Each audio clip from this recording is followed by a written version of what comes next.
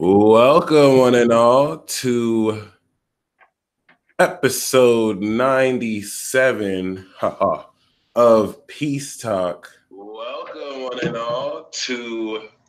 There you go. This is the Peace Dealer. Shout out to those of you in the live chat. Thank you for showing up and attending. This is Jupiter and Sag, so you get extra points for showing up for what matters. As is always, shout out to all y'all from David to Deanna, Shyman, Summer, Brown, Verdant, Evil, Del Bono, Sharon, Taylor, Heidi, Hazelide, Bonita, Ang, Starseed, Tanya again, Heidi. We have a very special guest for today.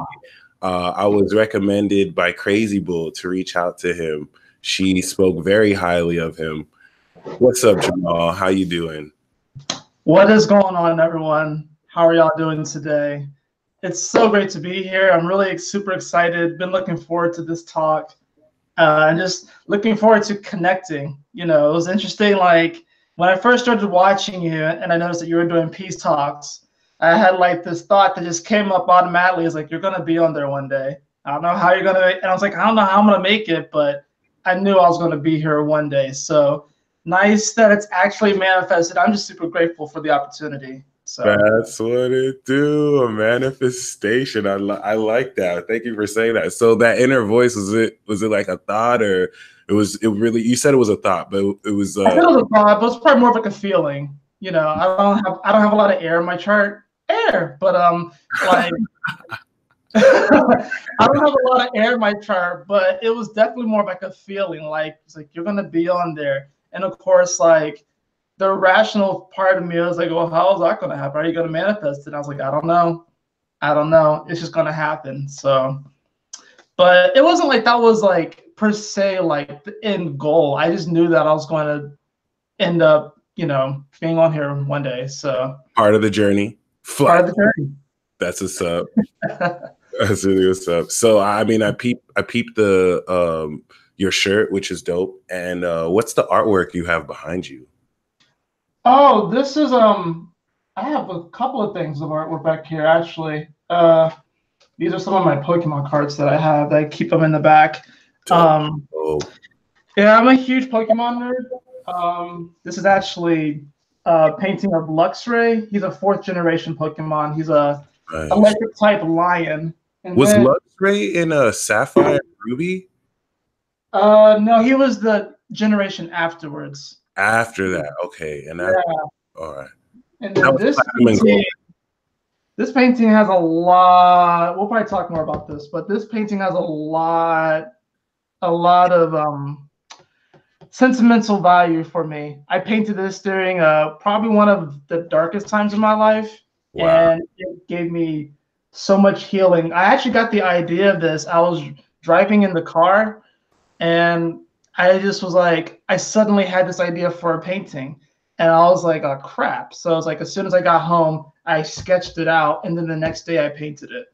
And so it literally was like so quick. It happened so quick. I was like, you know, for me, it represents stepping into my heart and how much of a courageous decision that is, and how even when you embody that courage, it doesn't mean that fear goes away. It just means that you step up to the challenge. And sometimes, especially in this day and age, it takes a lot of bravery to step into your heart. There's so much confusion. There's so many conflicting dialogues. So to really step into your heart and to choose to step into your heart every day, it's an everyday process. You know, I'm not always perfect, but I do the best I can. So. Dope, man. Yeah, I recently, when I went to New Orleans, I met this really awesome dude who kind of brought me up to speed in the card game world. Like, I didn't realize that people still played Pokemon cards or Yu-Gi-Oh! Like, I was really into he's a Yu-Gi-Oh card player, and he's actually someone who he takes frequent trips to play for money or for competitions.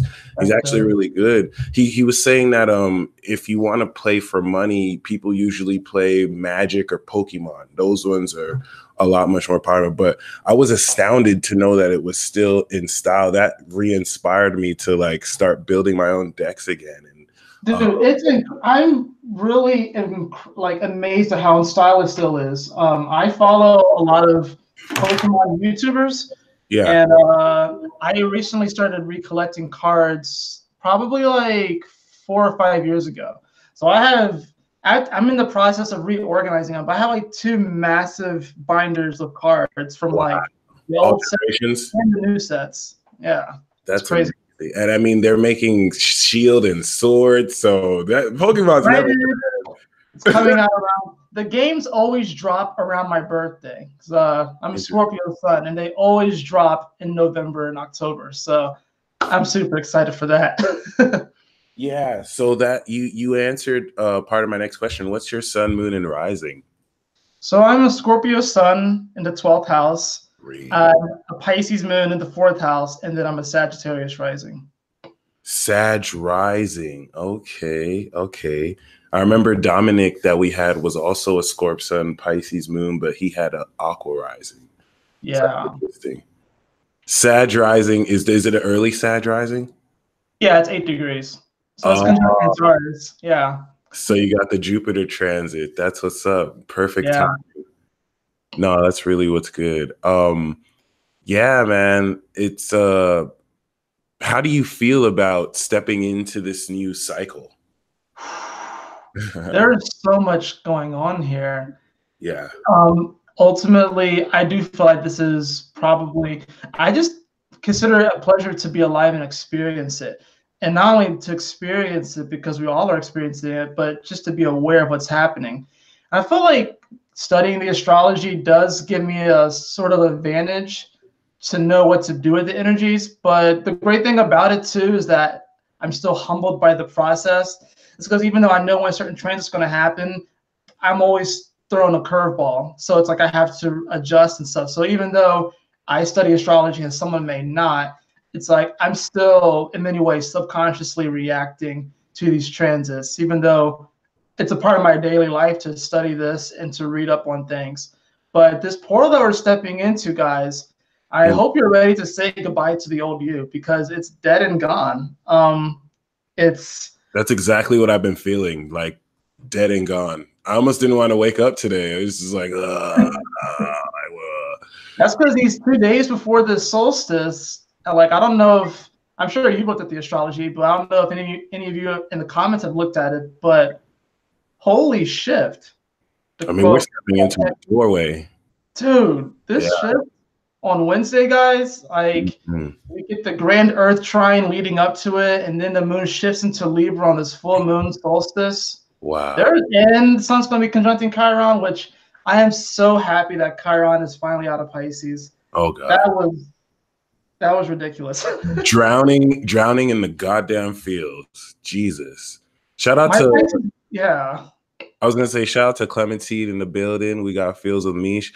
Patty Cake. I don't know if you're reading the comments. She said I will send him some if there's an address. She has hologram cards in Japanese if you're interested. Ooh, that would be really dope. Absolutely. So what's up? Oh, go ahead. Well, I was just saying, like, I've been wanting to integrate more of my nerdy side into my channel anyways. Please. Because like, I wondered if I should create separate channels for all that stuff. I even have a series on the channel where I do like a Pokemon Oracle card reading. So it's like I'll have like Pokemon cards. I have all the like the original ones right here actually. So it's like, you know, Bulbasaur, Charmander, Squirtle, Pikachu here, and then a couple of others. Yeah. I do have a Mewtwo card in here too. Yeah. But it's like essentially I would just place them on top of the cards, the Oracle cards, and it's face down. So it's like, all right, choose your Pokemon, and that's gonna be the card that you get. So it's like it's kind of a fun way to integrate some of that stuff. I'm very much so a kid at heart. That's never gonna go away. Yeah. Yeah. I definitely believe Pokemon are real. It's definitely more of like a feeling and an etheric thing. But as far as like the actual world itself, I feel like it's developing, and or I've been there before, and I'll probably go back. And that might sound very delusional to some people, but hey, this is Pisces season, and I'm a Pisces moon, so You mentioned something about now, Chiron, 20 degrees. 28 degrees. 28. Jesus Christ. Okay. I saw Janae Eiko post a post about how she was flexing. She was like, "Yeah, if you're born after March 17th, you're not a pure Pisces. You're part of the Pisces Aries cusp." And then the nerd in astrology in me was like, I don't acknowledge cusps, but it's still they still blend. You know what I'm saying? So technically, you're like a Pisces Aries moon, but you didn't mention anything about Chiron that I guess just went over your moon and whatever.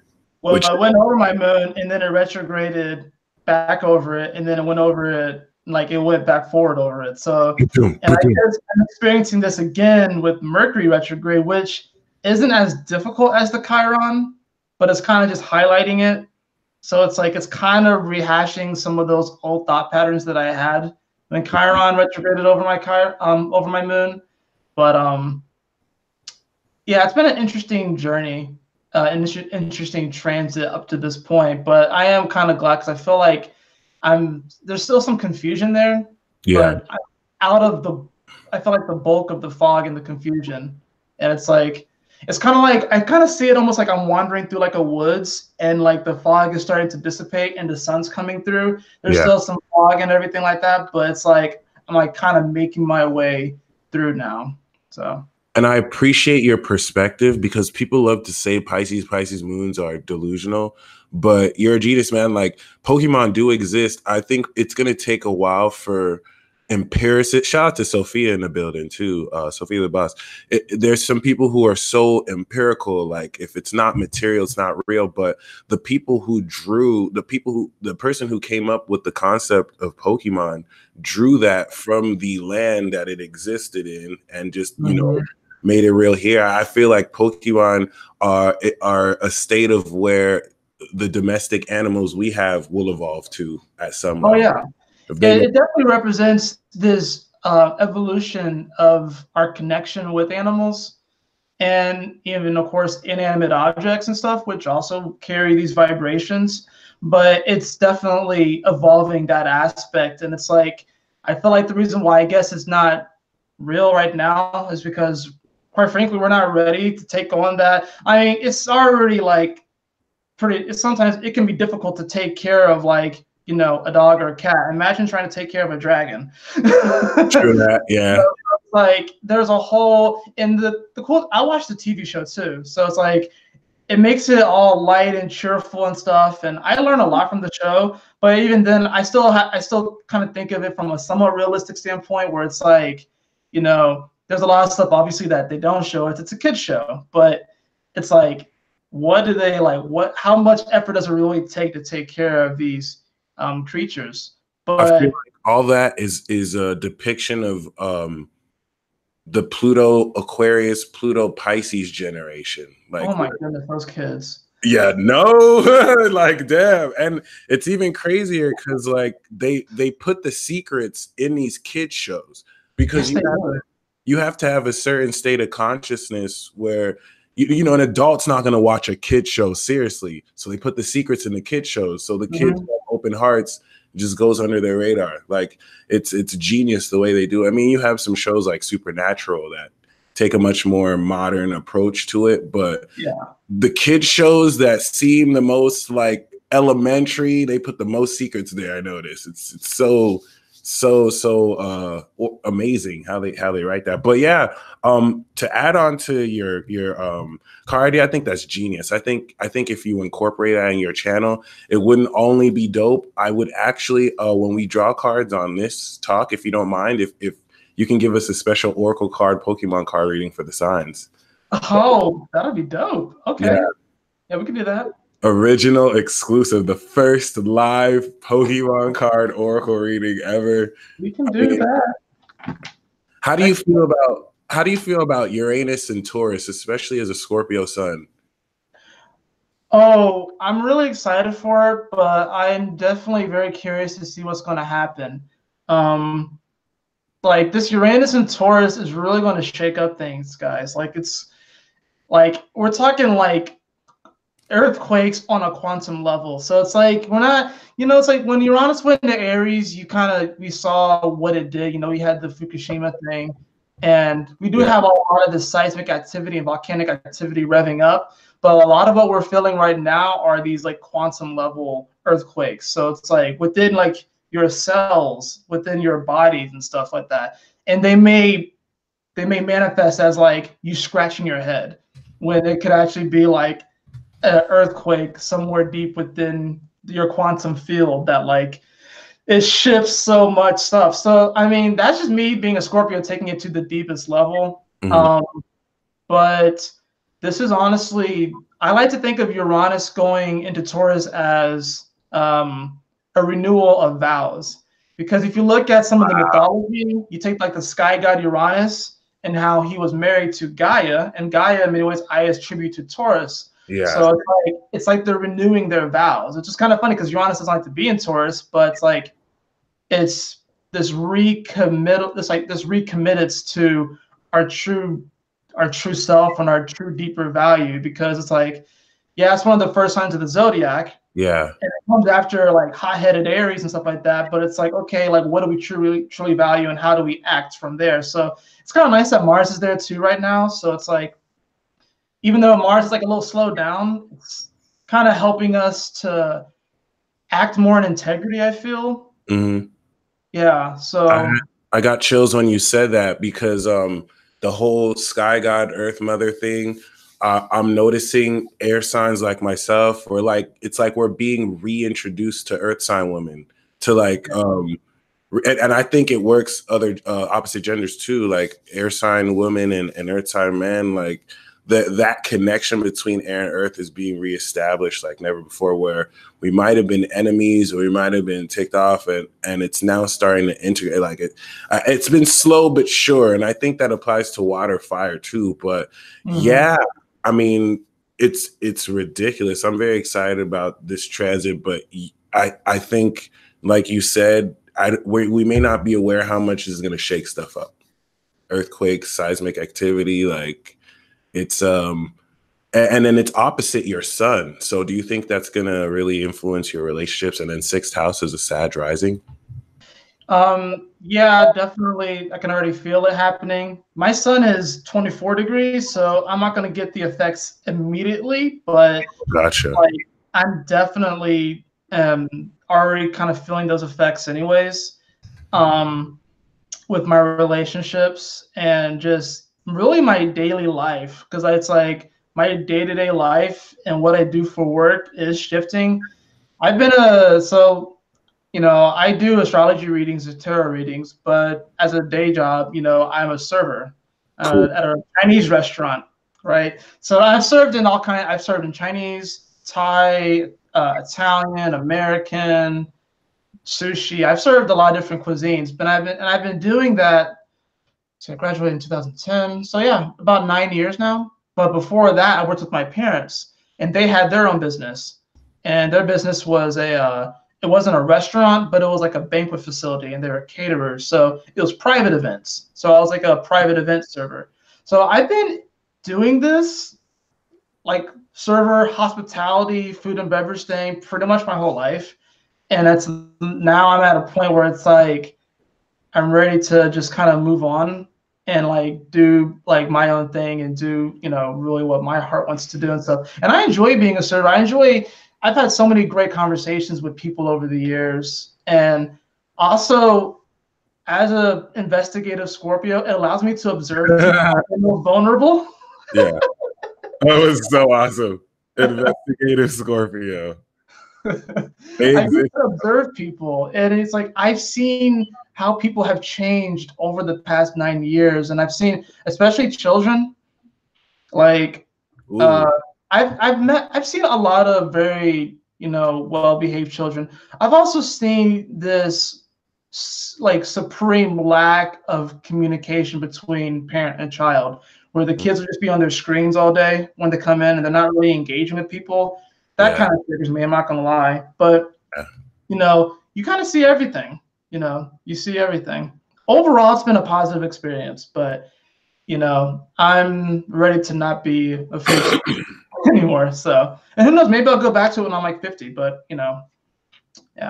And so I want to highlight you represent in astrology what I like to call master, because your sun is past 20 degrees, your moon is past 20 degrees, and so you actually have mastery over the Scorpio vibration and the Pisces, which I feel like anyone who has a Pisces moon is they have like the highest divine soul level of that sign. Like you have the Geminis, Prince, Kendrick, Kanye.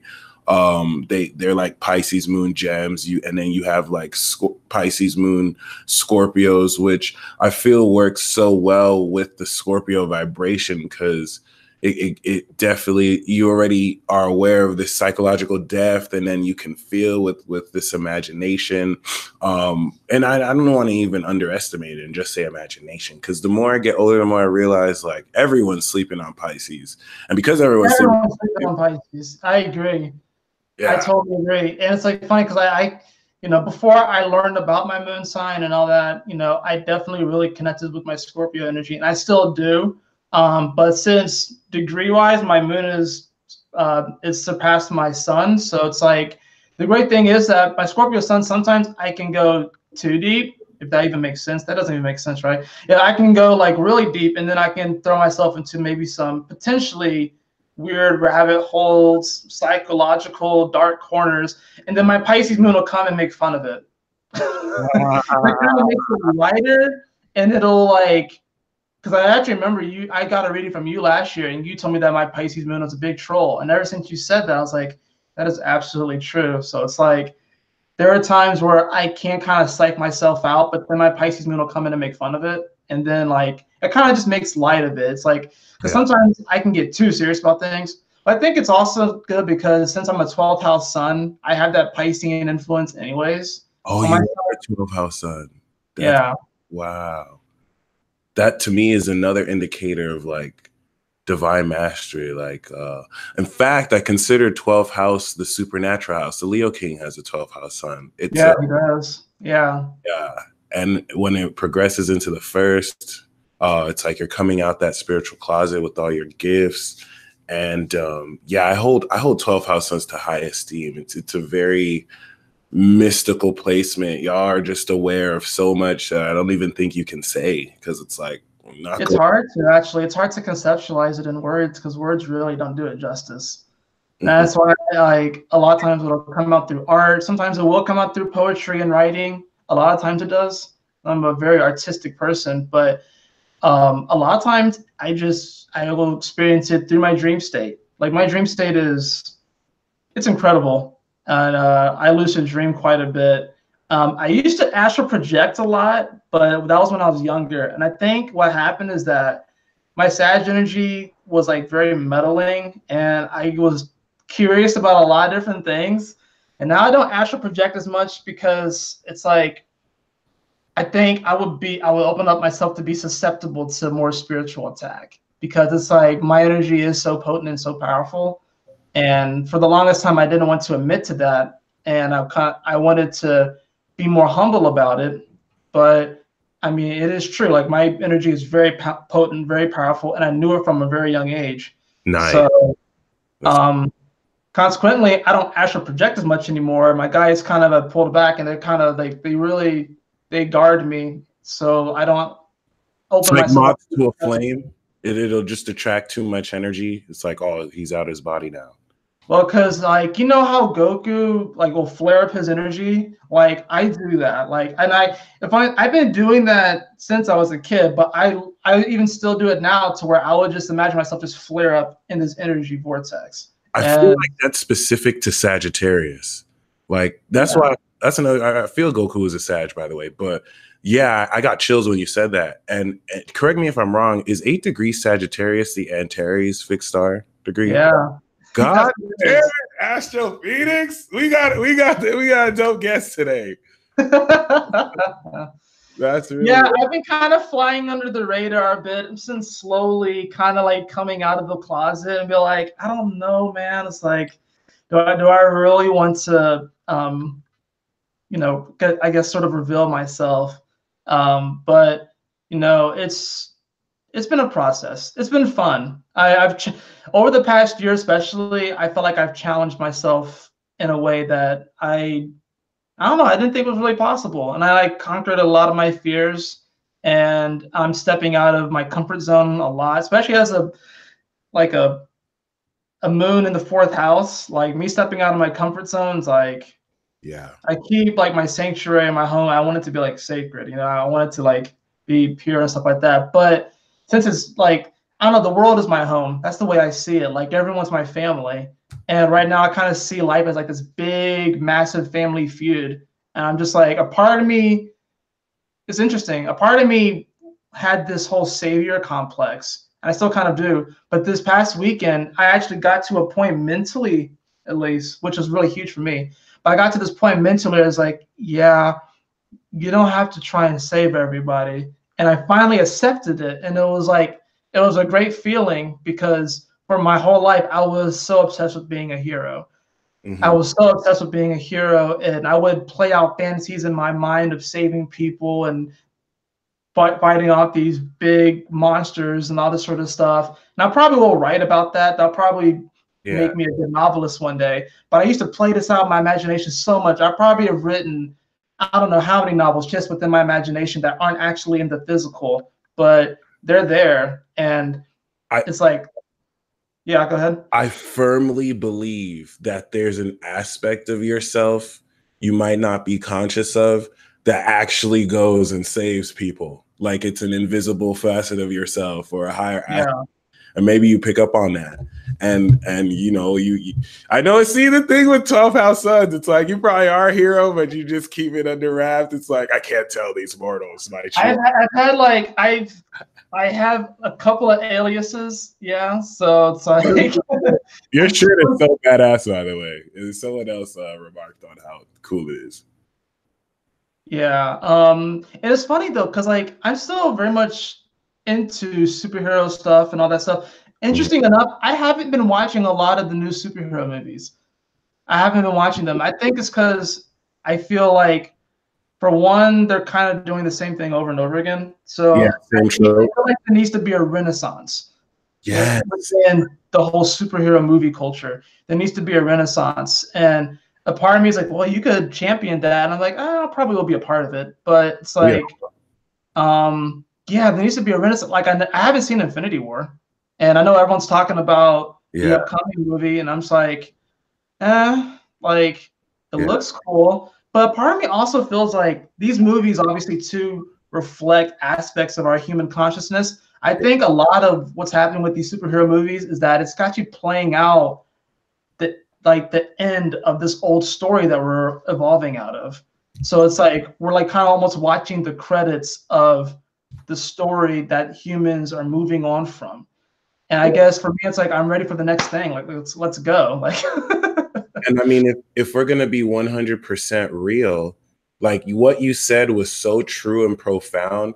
Stan Lee is one of the pioneers. Like all these superheroes came from Stan Lee and other such people. He was born 1922. He just died. Pluto's in Capricorn. So we're done. You nailed it. Like Marvel's on its phase 4. DC can barely put out a movie that's as good as Marvel. Yeah, it's like we've grown up with these superheroes. Multiple generations have grown up with these superheroes, and it's like now we are moving into a time where like the new generation is about to be born, and it's kind of happening under the radar. So much, yeah. No, we are this renaissance, and that's why I'm even more honored to have you on here, because I did that video about the secret path of the initiation, and like you have Pluto on your sun.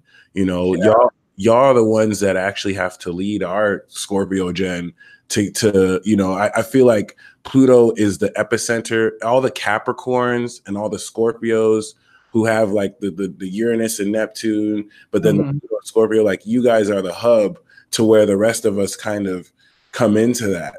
So I can only imagine how much, deeper. But the one thing about movies that I get a little bit conspiracy with, like there's so much subliminal messaging, tropes, flashes that at a subconscious level, I don't like to watch movies because I know I'm being programmed. I know there's certain like old themes that right under my radar are kind of getting, you know, and I'm susceptible. I will admit that I could be quite clueless. So I don't really, if I do watch a movie, I make sure I bring a water sign with me or someone else. So it's like I'm not there's certain things that at least I'll know I'm catching. But yeah, it's more of a superstition, I guess. I know there's truth in what I'm saying. I just can't pinpoint it, but I think it's very wise that you haven't been watching it. I think there's a lot of wisdom in that. And yeah, we are. I think it'll start like independent, but we are in the middle of this renaissance. Even with music, like there's so much quality music. A lot of people think that the music is trash. No, there's so much quality underground music. So much great music out there, guys. That's another thing I didn't even touch on. It's like for me, I felt like even like outside of astrology and writing, like music and dance is probably one of like my greatest loves. Like I would love to just have a class where it's just like a freestyle dance class where it's like really meditative and we could even have different themes and stuff. But it's like music is going through a major renaissance right now. And you gotta understand, like music is definitely very much so that Piscean energy, that Piscean quality. So it's like, and then, you know, for me, I listen to a lot of like electronic EDM music. I prefer music that doesn't have lyrics, but if I do have lyrics, like I really do look for like, you know, quality lyrics and stuff. But of course, I catch myself also singing the new stuff. You know, I catch myself singing a lot of the popular things too, and I like the beats and stuff. But what I've noticed is that, you know, a lot of the popularized music, especially within the rap game, a lot of it, like, I know there's a lot of people that talk about the Illuminati and demonic shit and stuff, and I'm like, I wouldn't say it's that, but the beats in the background are low vibrational. Like they are low vibrational. Like, and I can actually feel into it. Yeah. And then that's like I can kind of vibe with it, but at the same time I keep my distance. That's why I don't listen to it that much. But I do have like a rap playlist on my Spotify that has like a bunch of like stuff from like the early 2000s and all that sort of stuff. Back when like you can actually differentiate from song to song because the beat was actually different, the melody. Now they're like all the same, just with different lyrics. And it's so ritualistic if you think about it. They keep certain of the top 40 songs a certain vibration. They incorporate some of the same sounds. You go to a club with a literal master of ceremonies called a DJ to entrance you. You drink spirits and you're dancing with people. It's so fucked up. It's crazy, actually. If you really when you really think about it like that and stuff. So I mean, yeah, and I love music and stuff, and I don't really go to the club like that and stuff, but it's interesting though because I actually channel this other aspect of myself that is a DJ, and it's like I don't know, it's like this weird alien. I have like it's weird. It's like this weird alien DJ, and I have like a keyboard that goes around me, and it's like tiered. Oh, wow. I'll play it with like these etheric hands that reach out, and then it's like that's like an aspect of myself that I channel on occasion. I usually channel it just when I'm listening to music or if I'm like dancing and stuff. But it's interesting that you say that because you know I still believe that music and the club scene, I feel like that can still have a more higher vibrational reflection. Even the whole drinking of the spirits thing, because like. You know, people like you see all this stuff posted online about, you know, alcohol coming from like was it like it's like ghoul or something like that, drinking spirits and stuff, and definitely keep some of that stuff in moderation. Now, if you're a water sign, like it might actually benefit you because you can alchemize that energy. But Pisces and Pisces moons can drink. Scorpios too. It's like, damn. It sucks because I'm like, I'll go through periods where like, all right, I'm not gonna drink, and then like a few days later I end up drinking, and I'm like, shit, I'm supposed to go longer without it. It's so bad. But for me, I noticed that like, you know, so long as I definitely don't overdo it, and I start to integrate more healthier things, like I still drink a lot of water. I try to eat healthy as best as I can. I mean, I'm not vegan. I don't think that lifestyle is even for everybody. Nope. but I cut out certain things out of my diet. But it's like the one thing that I need to work on is exercise. Like I've been shitty about that.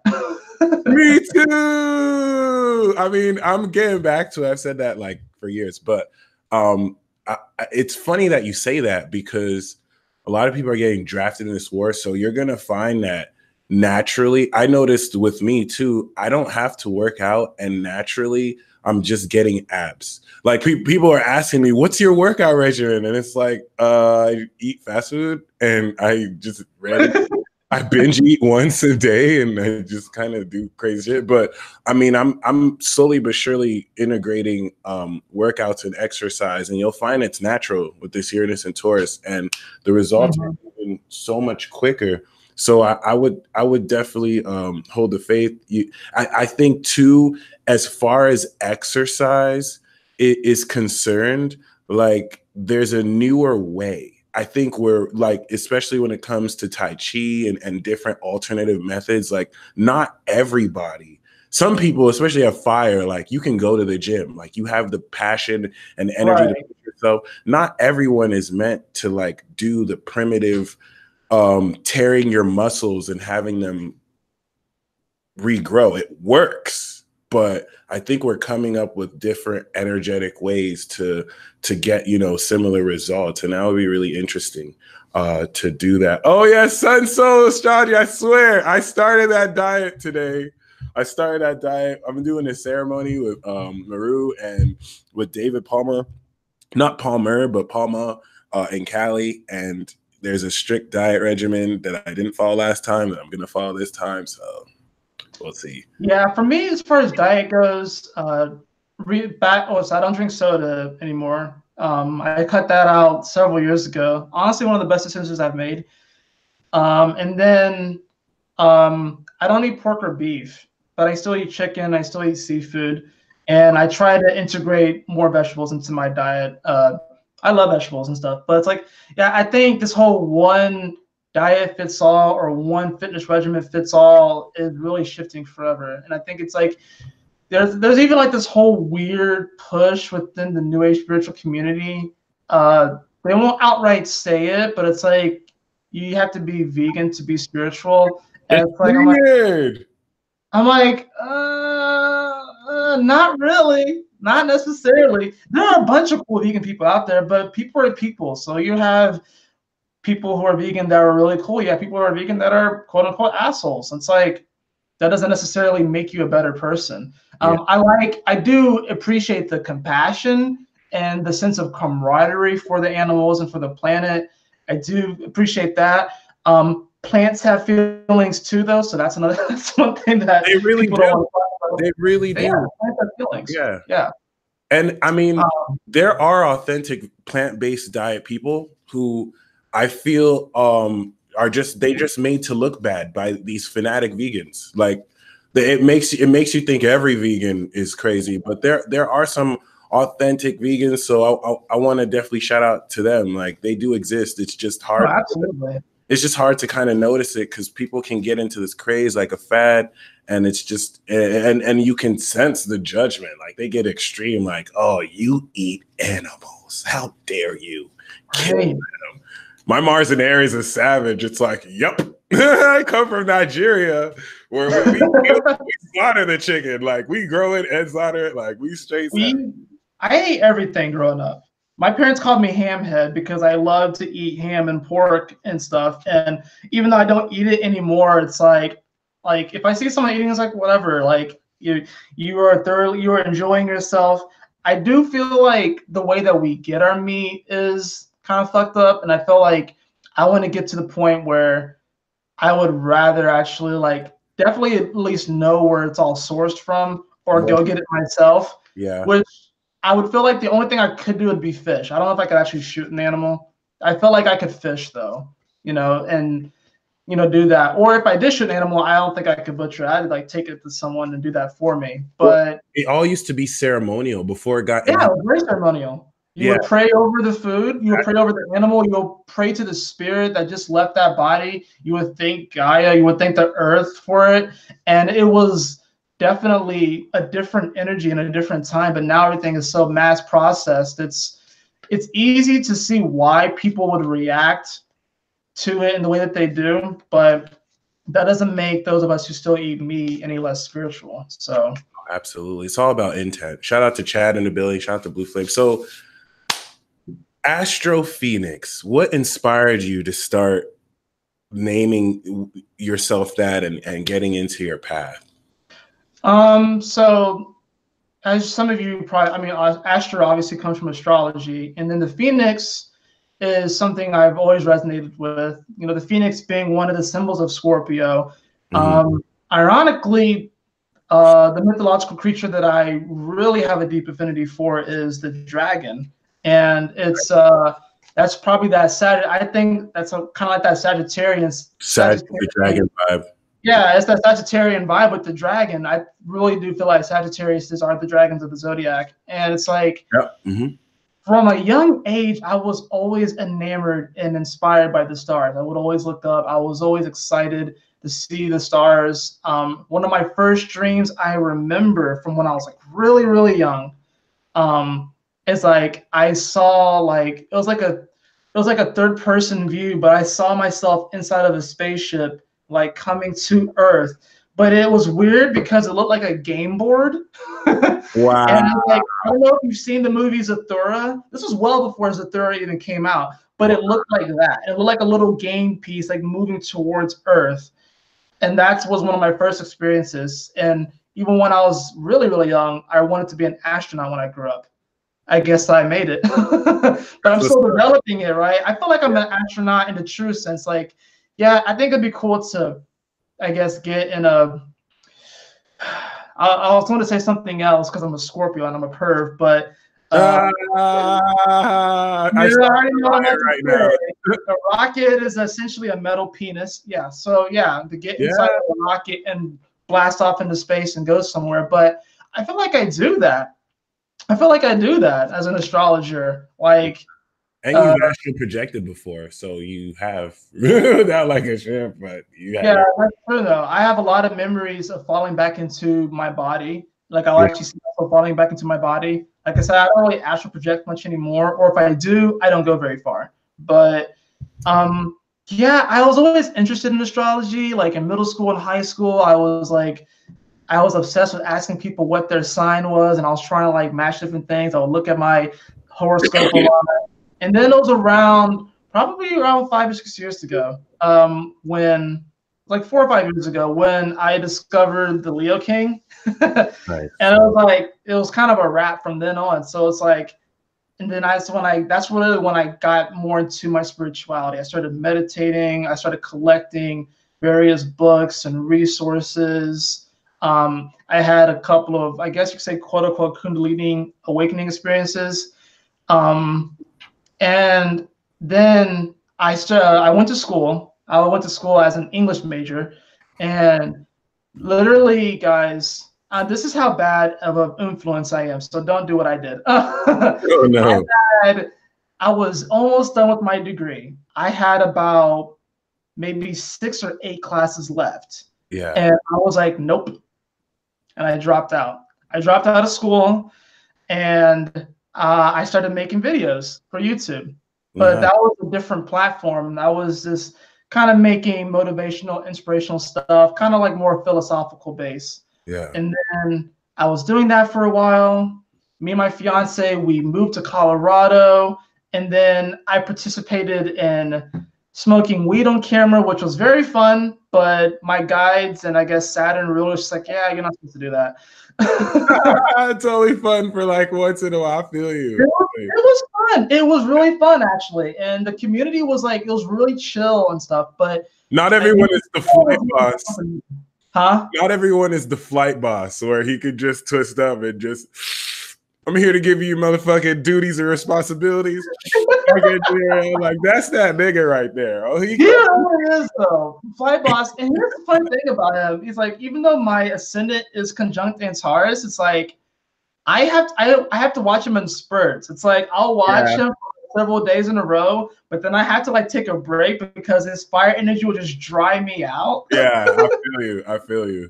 Yeah. Like, it'll just totally dry me out. And it's like it also got to a point when I was smoking, kind of going back to that, is that like it wasn't totally resonating with me much anymore. And then like I had like this crazy experience out in Colorado where I pretty much had like this pretty much just like this psychotic, I don't know if I want to call it a psychotic break, but it was like this really deep psychological wound just sort of just sprouted forth. Mm-hmm. And we only were in Colorado for like a year. We came back, and that summer after we came back was probably one of the most psychologically jarring times for me. Yeah. It was pretty damn emotional. And I was still kind of making videos here and there. But then last year in February, that's when I started my current YouTube channel, but it wasn't called Astro Phoenix. It was called the Aquarian Adepts, because we're going into this age of Aquarius. I think I've seen you comment with that profile before.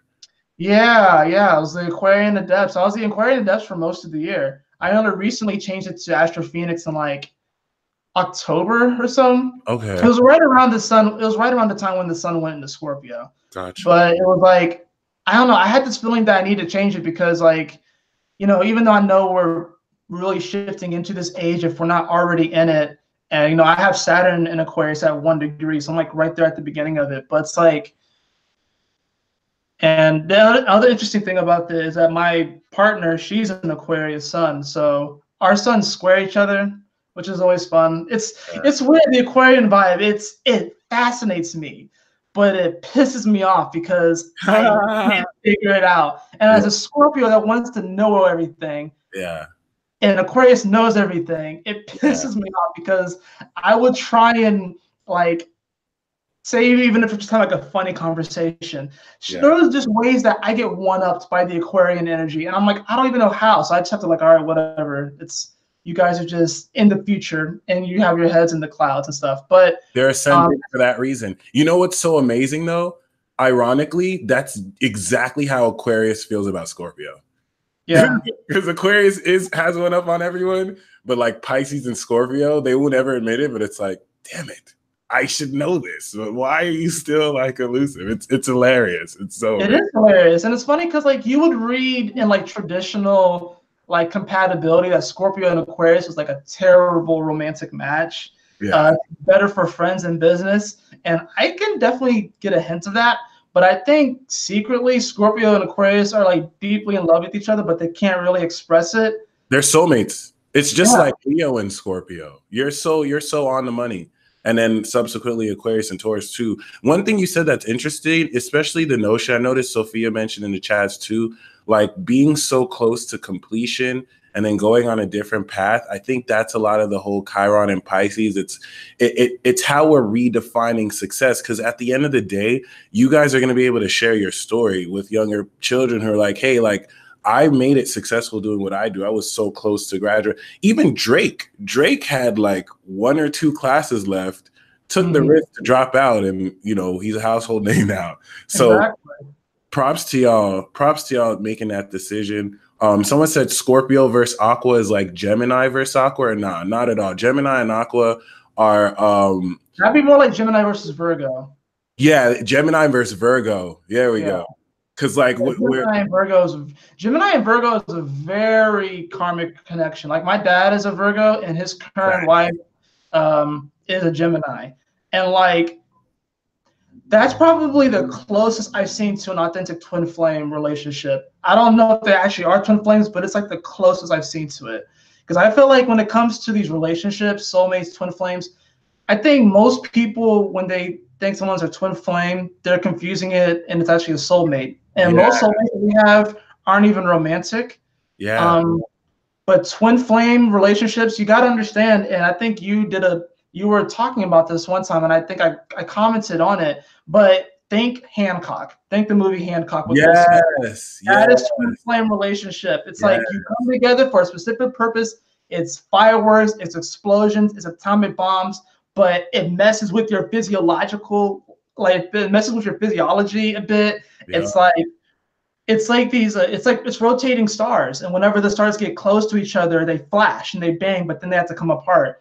So that's what a twin flame relationship is. A lot of people was like, "Oh, I want to meet my twin flame." It's like No, you They're don't. already married. They're already with somebody. They're already made it. Like, Yeah. you don't necessarily want to meet them. Like, it'll be fun and passionate and stuff. I even love how that movie did it between Will Smith and then the lady was like totally different culture. Like yeah, that's usually what it is. so on point. It's usually someone like completely different from you.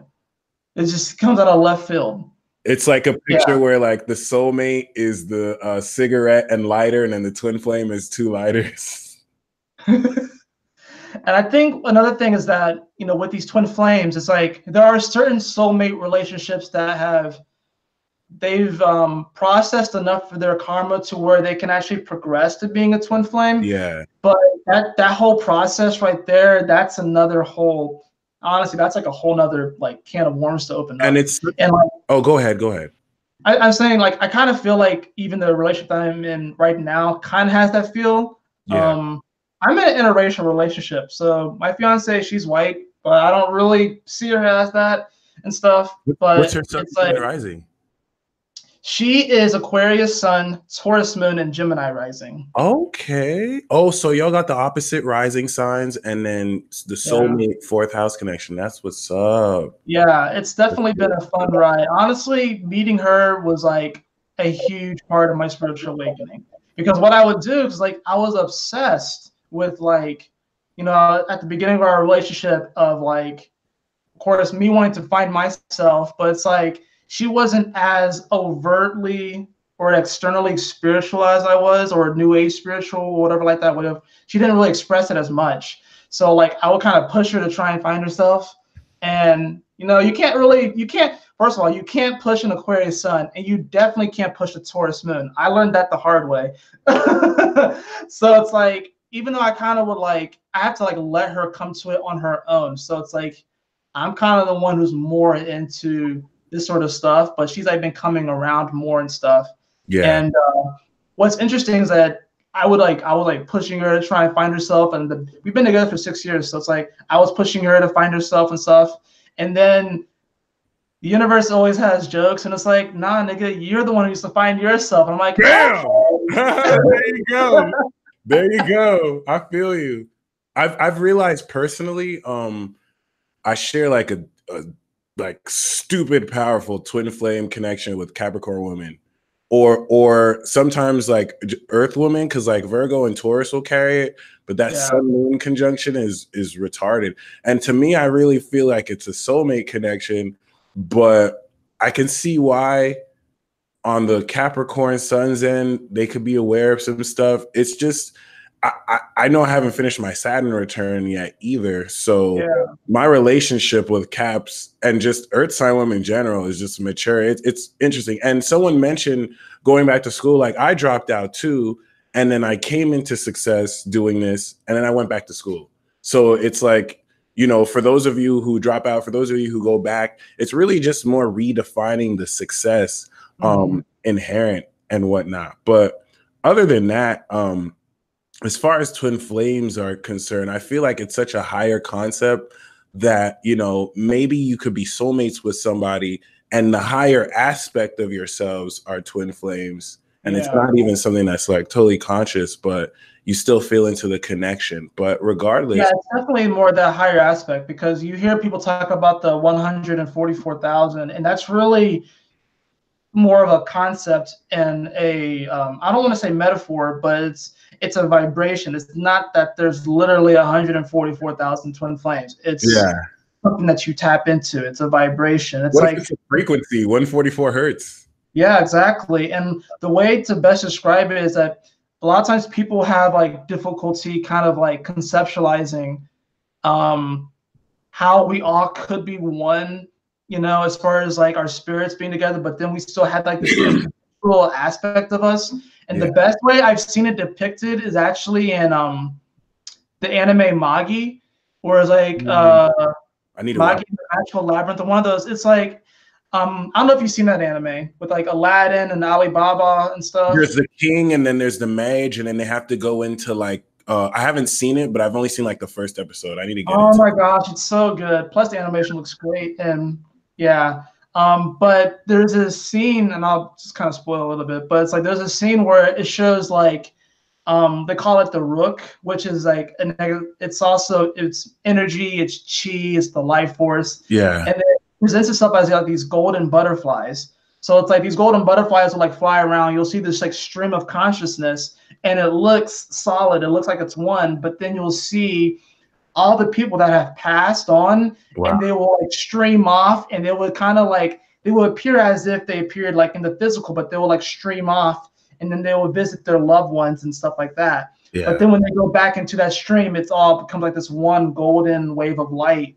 So that's like the best way I've seen it depicted as far as like, you know, in these upper echelons of experience, we really are like this kind of giant pool of energy. But we still kind of, when we come into these spheres and these spaces, we have like this individualized experience. So it's kind of trippy when you really think about it. And it doesn't really make sense. But that's why we have that, you know, that's why we have the 12 signs. That's why we have the Pisces energy. That's why we have Virgo opposite Pisces. Yep. Yeah.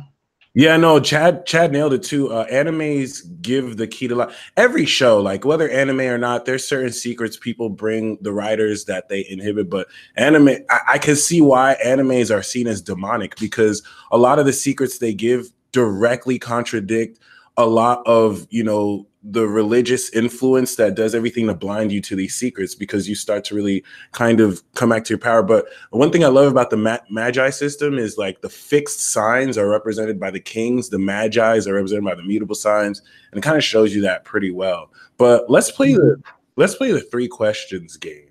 But before we get to that, you want me to drop a bomb on you real quick as far as like Japan and stuff? Before you do that, and yes, please do. I was gonna say too, you're right. The final evolution of Scorpio from Eagle is the Phoenix. And I've always felt that like the beginning of Sagittarius is the Phoenix being birthed from the end of Scorpio into that whole dragon realm clan and Sag. But yes, please drop that bomb. So if you just even kind of look at just Japan, like the landform of Japan and the way that it's kind of shaped, it kind of looks like a phone. And I believe that Japan is talking to California. And what's interesting is that both of those landmasses, there's so much, you know, media and like as far as like movies and TV shows, and they're along the Ring of Fire. So Japan and California are literally talking to each other, like metaphorically through the Ring of Fire. That's why there's so much energy coming through those places with like Hollywood and then Japan and stuff, as far as like media, TV, cartoons, all these movies. Yeah, there's a lot of energy going on right there. That's so dope. That's so dope. Wow. It makes a lot of sense too. The manufacturers and then the consumers. And I never thought of it like that, especially if you think of the whole Pangea concept. Maybe they used to be connected or whatnot. It might happen. It definitely is possible. Yeah. You know? That was very insightful. That was very insightful. All right. Well, yeah, we can take turns. You can ask first, and then I'll just answer, and vice versa. Okay. I was going to write these down before, but now I didn't write any questions down going into this, so it's just going to kind of come, yeah, just from off the top of my head. A question. Let's see. All right, so I'll probably ask like some serious questions and then like obviously like just some funny ones. So I'll start off with like a funny question. Cool. Who do you seriously think would win in a fight, Goku or Naruto? Oh, like, who do you seriously think will win in a fight? So I truly believe that the DBZ universe is like shitting on the Naruto universe. Like I think Toriyama said that Raditz can like ether the whole the Naruto universe. But so that's what made me think Goku, but Naruto got the Sage powers. So that's the only thing that made me realize, okay, they both have plot armor, but like Naruto can hold his own with Goku. I would say even in Super Saiyan Blue, because he has the black orbs, I would still give it to Goku though. Yeah. Like Goku would somehow have plot armor, even though Naruto has plot armor too. But Naruto has Kurama though. That's such a good question because I was definitely pro Goku, but Naruto definitely has ninja awareness. That's another thing. Like even though Itachi is like so much weaker than Raditz, Itachi also has the Sharingan. Like they've had that discipline being ninja. So I could totally see Naruto like finessing a victory. But I don't know. I want to give it to Goku. I think the raw power that Saiyans have is just so much more powerful. I think it's interesting just because, like, you know, they both kind of represent similar things. Whereas, like, Goku, they have like this just innate, this Saiyan power, and they're like, you know, they're aliens to Earth or whatever like that. But they have like this just super innate, deep power. Yeah. But Naruto has it as well, but you know, he had to like go through a lot of trials and tribulations and to really make something of himself. So it kind of represents these two different things where it's like Goku, it's like not that he didn't have to work for it and stuff. Yeah. But it's like, you know, Naruto really had a lot of obstacles to overcome. So I think that's what I really appreciate about Naruto's development. It's like what he went through and stuff. And now he's a father and has to deal with all that stuff. And you know what I'm saying? The Gohan treatment. He's gonna be like Gohan, just wasting potential. No, I'm just joking. That's Boruto. But other than that, no, I'm just. It's funny because my first question was also going to be an anime question too. Who's your favorite protagonist in any like anime, and who's your favorite antagonist? Oh man, it's hard to choose one, so I feel you. Well, just because when you're a nerd like me, you've seen all kinds of animes, from the obscure to the very popular. I feel like I've seen so many. Man, let's see. I kind of want to start with the antagonist, but I'm trying to think of like recent animes that I've seen. Mine is or maybe, huh? Mine is Aizen. Aizen? Yeah, from Bleach. Oh, okay, yeah. Oh, Bleach is clutch. I love Bleach. Bleach is great. Bleach, yeah. It's a great anime. I'd have to say, as far as antagonists, all right, well, let's start with protagonists, just because like the initial thing that came up was Ash from Pokemon, and I know that may sound very stereotypical. Interesting. For a lot of people. But here's the thing about Ash. I mean, like, yeah, he doesn't win any championships. They get on him for that. It's not fair. They get on him for not winning championships. But let's look at his resume, all right? Let's look at his resume. He has a freaking bomb-ass Charizard. He was able to pretty much heal the heart of Mewtwo, which is considered to be one of the most vile Pokemon ever. He had like one of the coldest hearts of any Pokemon because he was created in a lab and then forced to do all of this shit for Giovanni. And he was able to warm Mewtwo's heart. He met the god of Pokemon Arceus. He met Lugia. He's met all these legendary Pokemon, and yet he can lift Pokemon that weigh tons. He's like super ripped. Super ripped. He's like the embodiment of like, it's like he doesn't like work out in the traditional way. He runs a lot, but it's like he's so super freaking fit. He has no sense of fear, pretty much. Yeah. Like he rarely shows any sense of fear. And it's just like he never ever gives up, no matter what happens, no matter the challenge that presents itself to him. He just will not give up. And he'll move on to the next region and stuff. Yeah. I mean, I think it's kind of shitty that they haven't had him win it yet, but that's only because I think people are afraid that if he wins, the series is over. I don't think it'll be over, personally. I like the fact that he hasn't won because it's so. Yeah, me too. It's like an anime trope that they didn't fill. It's so realistic. It's like you can go to a competition and you're still not good enough, no matter how good you think you are. I love that whole theme.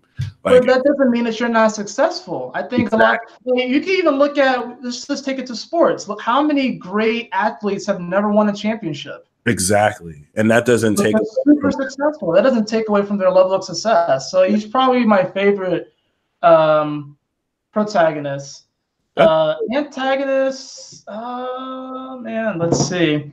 I really like Gaara when he was an antagonist in Naruto.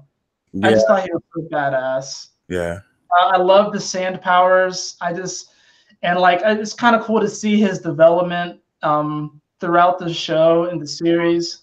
But like Gaara just immediately was just like, dude, that guy is an OG. Like, oh yeah, oh yeah. definitely. So He lost the plot power, unfortunately, yeah. but it is what it is. Yeah, I never thought I would hear Ash as a protagonist. That's awesome. That's really interesting. I mean, I had a couple that came up, but he was like just the first one that came up, and I'm like, are you sure you want to say that? Because that's so stereotypical. But I really do feel that way. It's like he Yeah. always rises to the occasion. His name's Ash, so it's like he's constantly rising from the ashes of his previous adventures. No, You definitely. know, so it's like, yeah, it's a goofy show. It's a kids show and stuff like that, and he's totally uncoordinated in some aspects. He doesn't know how to dance and shows in the, but like he always rises to the occasion, like no matter what. And it's and like I said, I've been watching the newer episodes and stuff like that, and like he's showing his intelligence. Like he's smart. He's able to think on his feet. He's able to actually he actually shows development and growth throughout the show. So it's not like he's not a completely static character, you know. Cheat code too. If you have compatibility astrologically with the writer of any show, whether it's an anime or not, the characters could be your spirit guides. If you ever feel like a strong connection to an anime, maybe the writer of the show you have strong synastry with, so you're gonna tap into the messages a lot more. Hey, Shauna asked, where can I watch anime? I'm gonna send this website here called gogoanime.io. It's one of the sources I use to watch like subs and dubs. But yeah, my next question for you, man, is no, actually it's your turn. My bad. Yeah, I think it is my question. It's my turn for you. So I guess I'll go to more of a serious note. Let's see. Oh, this question. Let's see. It's all right. So, how do you feel about this whole Capricornian vibe right now with your Capricorn moon and this transition, albeit a slow one, this transition that we are going from Pluto and Capricorn to Pluto and Aquarius? Like, with your insight as a Capricorn moon, what do you like kind of foresee, and how do you feel about this transition?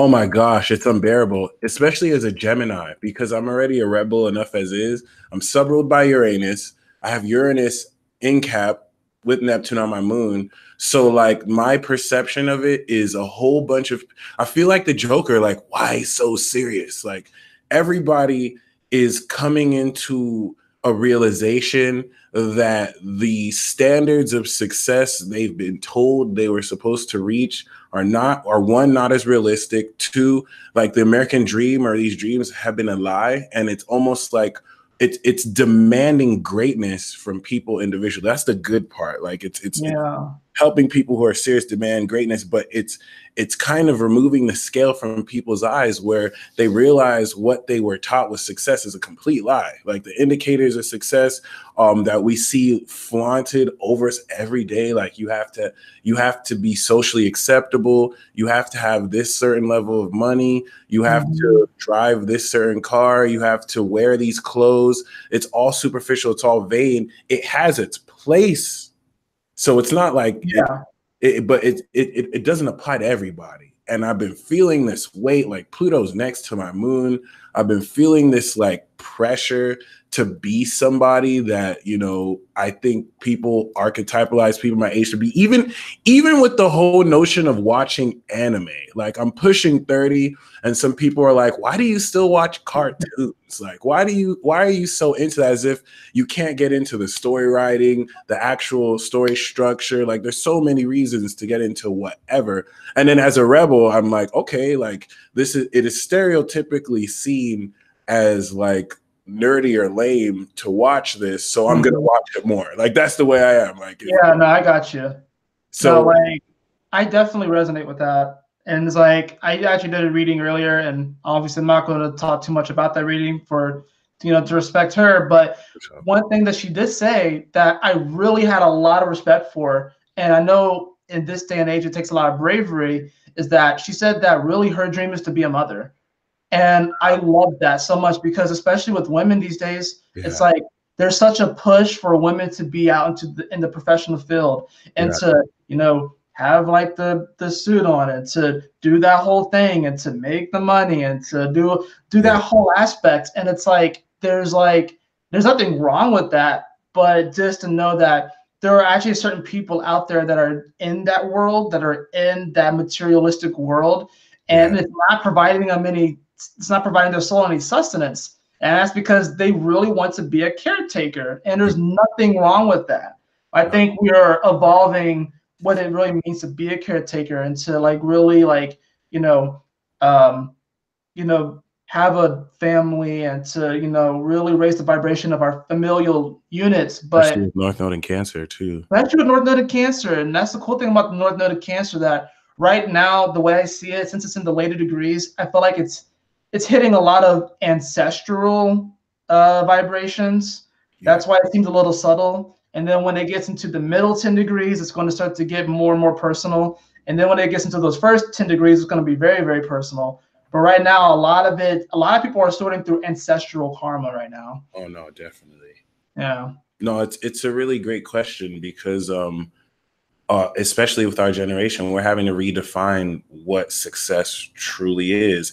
And it's even amazing to see, the gatekeepers who controlled success, where if you didn't go through a certain channel or avenue, you couldn't be famous. That's why they look at the Kodak Blacks, they look at the Cardi B's who are so comfortable being themselves and breaking these social norms of, oh, well, you have to be this level of classy. You can't say this. You can't do this. Well, damn, now you have people who can literally make that they could be self-made without these traditional platforms that are low-key challenging these traditional platforms to the point where they have to be like, oh, well, you came from YouTube. You're not really famous. Like, you're not really successful because you didn't do it this way, when that's a lie. Like, it's not stopping people from still subscribing. It's not stopping people from still craving authenticity, because that's what people really want. And I think that's what Aries Square comes in, authenticity, as opposed to this old traditional view of success where you can have that by being authentic. So Right. on top of that, I feel like all this Capricorn energy is what's emerging and manifesting these supernatural powers within us, especially the Uranus. Capricorns, like my brother's a Capricorn, and he's a 22-degree Capricorn sun. So wow. Yeah, and it's like me and him when we were younger, we still do now, but it's not as much anymore. But we used to speak telepathically to each other, and like we would literally finish each other's sentences and stuff. We're not obviously twins or anything. He's younger than me, but I know we're really close in age. He's my best friend. But it's like I've noticed, especially just kind of watching him over the years and just knowing more Capricorns, is that damn, Capricorns are under attack. And like when I first heard about this and I started to notice it, I was like, Capricorns are seriously under attack. It's just like, I don't know what it is with that sea goat thing, because it's the last earth sign, but it's like it's a very spiritual sign. You just don't hear about it. There's a reason why their third house is Pisces. Because like there's a reason why they kind of carry that entrepreneurial spirit, is because it's like they think in such an etheric, otherworldly way, and then they're really one of the few signs that actually knows how to actually ground it in this physical reality.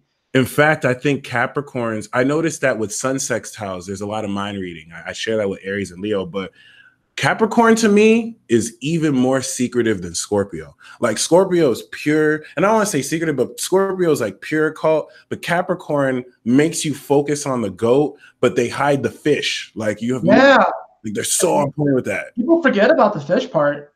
Yeah. Which now, and you nailed it. Like the third house Pisces is a thing. Like it exists. I think people forget that. with Neptune's there. Your brother has Pluto on his sun right now, and knowing that even makes me more curious about Aquarius because they have Capricorn in their 12th house, which is right. Yeah, because like that's another thing. It's like, you know, the South Node just went through Aquarius, and that was a very interesting transit as well. And it's almost like, you know, I kind of feel weird, you know, being a Scorpio, and like a lot of this heavy energy has left Scorpio, which is like a freaking relief. Oh my goodness. Yeah. But it's like I'm watching people in my close reality kind of go through it, and I'm just like, I just want to be there and hold space for them. But yeah, with all these energies in Aquarius is a 12th house, that's like that's pretty intense already. Like Aquarius already won't tell you half of what they're thinking because it's too much for you. It's too much. Really, I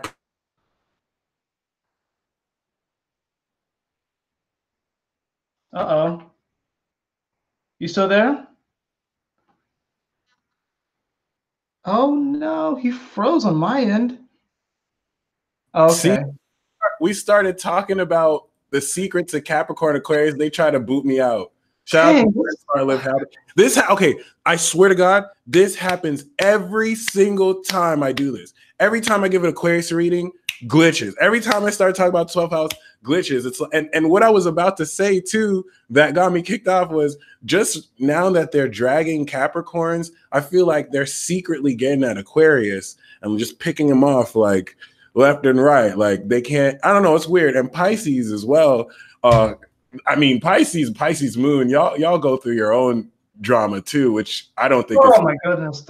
Like Pisces moon, like it's fun, but sometimes it's like, man, like, you know, like I said, it's definitely kind of has a bit of that Joker energy to it. Yeah. But it's like I feel so damn much, and sometimes it's like sometimes I just have to like take a break, and that's a lot of times why I will just kind of dive myself into watching anime or like play like my Switch or something or play video games because like for me, literally, it helps me to de-stress. And honestly, it's very, very spiritual for me, even like just playing video games or watching anime or watching cartoons and stuff like that. It takes on a spiritual quality, but also kind of alleviates things. But yeah, the last three signs are going through it right now. They really are. I started to believe that if you receive a video game, it's actually from your spirit guides. Like when you beat the game, you're processing inner work within. And if you don't beat the game, you get stuck, which I need to like finish what I start because but the last game I completed was this Dream Team game on my 3DS. Oh, it's right here. I haven't played video games in so long and I need to and I know some people get old and they're like, oh, I don't have time to play video games. It's the opposite for me. It's like I need to dedicate time to like playing this because I didn't realize how much like it can help develop you. But other than that, you know, I played this Dream Team game with Mario and Luigi, and like Luigi can go to sleep, and then Mario will go into the dream realm, and that was so much like Neptune and Piscean energy, and having to go in within different realms. Like, damn, these game developers know what they're doing. But my second question for you is, what is your like? I like to think spirituality is something you do every day, and you did mention coming into why do you think Zelda deals with reincarnation? So such a good question. But yeah, coming into you know, stepping into your heart every day. So what are like 5 things that someone, and it's different for everyone, but what are 5 things you'd recommend everyone does, at least 3 to 5 things that you should do every day to like be cool with your spiritual hygiene and to make sure you're straight? Yeah, so definitely it's going to differentiate from person to person. And I'm not even the best at this, but I do my best to integrate these. Really, like when you wake up, just to say thank you. Like that's For real. like just gratitude is so important. Gratitude is such an important thing. It's really helped me in my life, just writing out my gratitudes, writing out what I'm grateful for. Even if you feel like you're not, even if you feel like you have nothing to be thankful for, just be grateful that you can breathe in, you know, and like I would say gratitude is a huge one. Smile more, like really like smile more and show your teeth, like smile, like that actually does. It was interesting. I remember, and I think I was high actually when I did this, but this was a while ago. But it's like I remember one time that like I guess my face was just kind of flat and stoic, and I wasn't like in a mood or anything. But literally, I smiled like just barely. I was like, like barely grinned, and I felt this wave come up my spine, just like really like a nice, soft, gentle wave.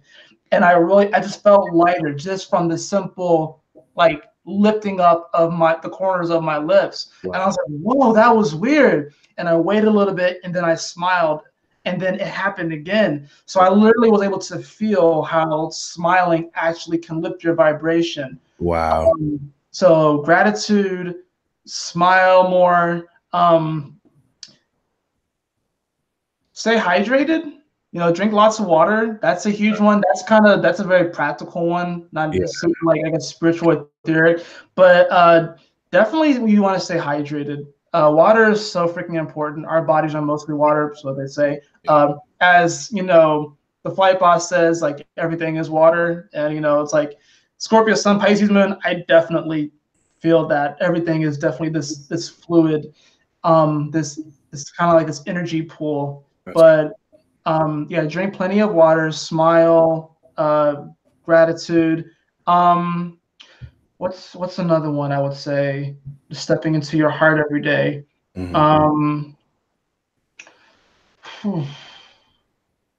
Purposefully embarrass yourself.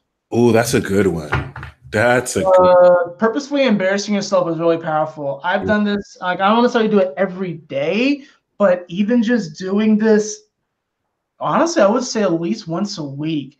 I remember one time I went to the mall and I didn't have headphones. I had like this little Bluetooth speaker and I had my phone, like, it was on my phone. I was playing Spotify music and I was literally walking around the mall, and my purpose of going to the mall was to just dance. And I walked around the mall and I was dancing. And it was funny because at one point the shuffle came on. And it was so perfect because when the Cupid Shuffle came on, I was like in this larger open space and not one of the halls. So I literally set down the speaker and I danced the Cupid Shuffle in the middle of the mall. And it was still to this day probably one of the funnest things I've done. It was so fun. I think you rose the whole vibration of that mall too, just by dancing. Like that's amazing. It takes a lot of strength to be willing to do that, because some people would rather die than to like public speak or be embarrassed. And that's such a good tip. Yeah, I would say purposefully embarrassing yourself. You don't have to necessarily do that extreme unless you want to. I even want to do more of that, honestly. And like I want to actually like almost even hold events where we just go to random places and we just dance. Yeah, like actual events. Flash mob. Yeah, exactly. But it's like even if you can get into some sort of maybe some type of public speaking thing. I remember I went to like a poetry night like a few months ago, and I read my poetry out loud to like this group of people. It's a small group of people, and that's the first time I've ever done that. And that was really fun. And it's like, just putting yourself out there, even if you think that you might be embarrassing yourself, purposefully do it, because you never know who you may affect. You never know who you'll inspire. Because when I did that with the poetry, someone actually bought my poetry book. And I was like, I wasn't expecting that. And I was like, it's just a blessing to actually like really just put yourself out there, purposefully embarrass yourself, because like somebody's going to try and slander you. Someone's going to try and make fun of you. So you might as well make fun of yourself before they do it. Because then they don't have any ammo. It takes away all their ammo. It takes away all of the wind out of their sails. And it's like, what are they going to do? You did it to yourself first. That's what this Capricorn transit has been teaching me, like to just surrender all ego. And like, I've gotten so comfortable being in a base state and like uncool, or I don't even see it as like like when someone calls someone lame or a loser, it's childish to me now. It's like, leave that in high school. But other than that, like I feel you on that so much. I think I'm so comfortable embarrassing myself though. Honestly, that's why I resonate with that. It's like, yes, I feel that.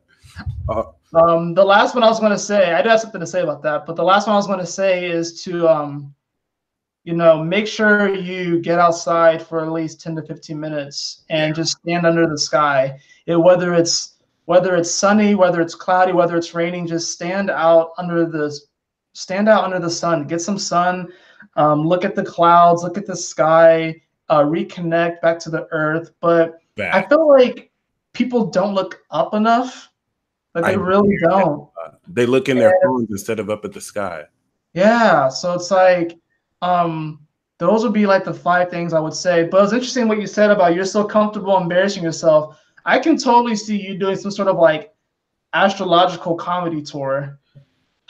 It's one of my dreams. It's literally one of my dreams. Like I want to have videos where I'm at some store, like doing something super embarrassing, like either, and no one will know there's a camera on me, and you could just see the reactions. And I want to do astro comedy, like won't go around. Like it's totally in the works. It's definitely. I wanted to save it for like after my Saturn return in my 30s, but that'll be the dream come true. Like totally, it'll be awesome.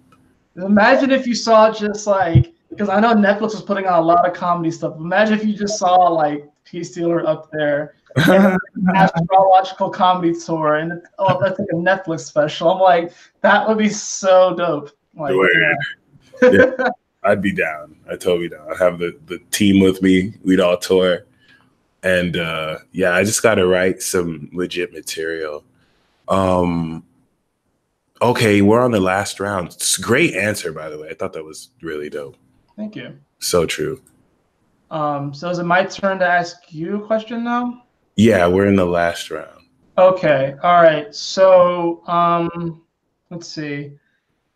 Let's see. Okay. So if I'm sure, I mean, I know you produce music now and stuff like that, but who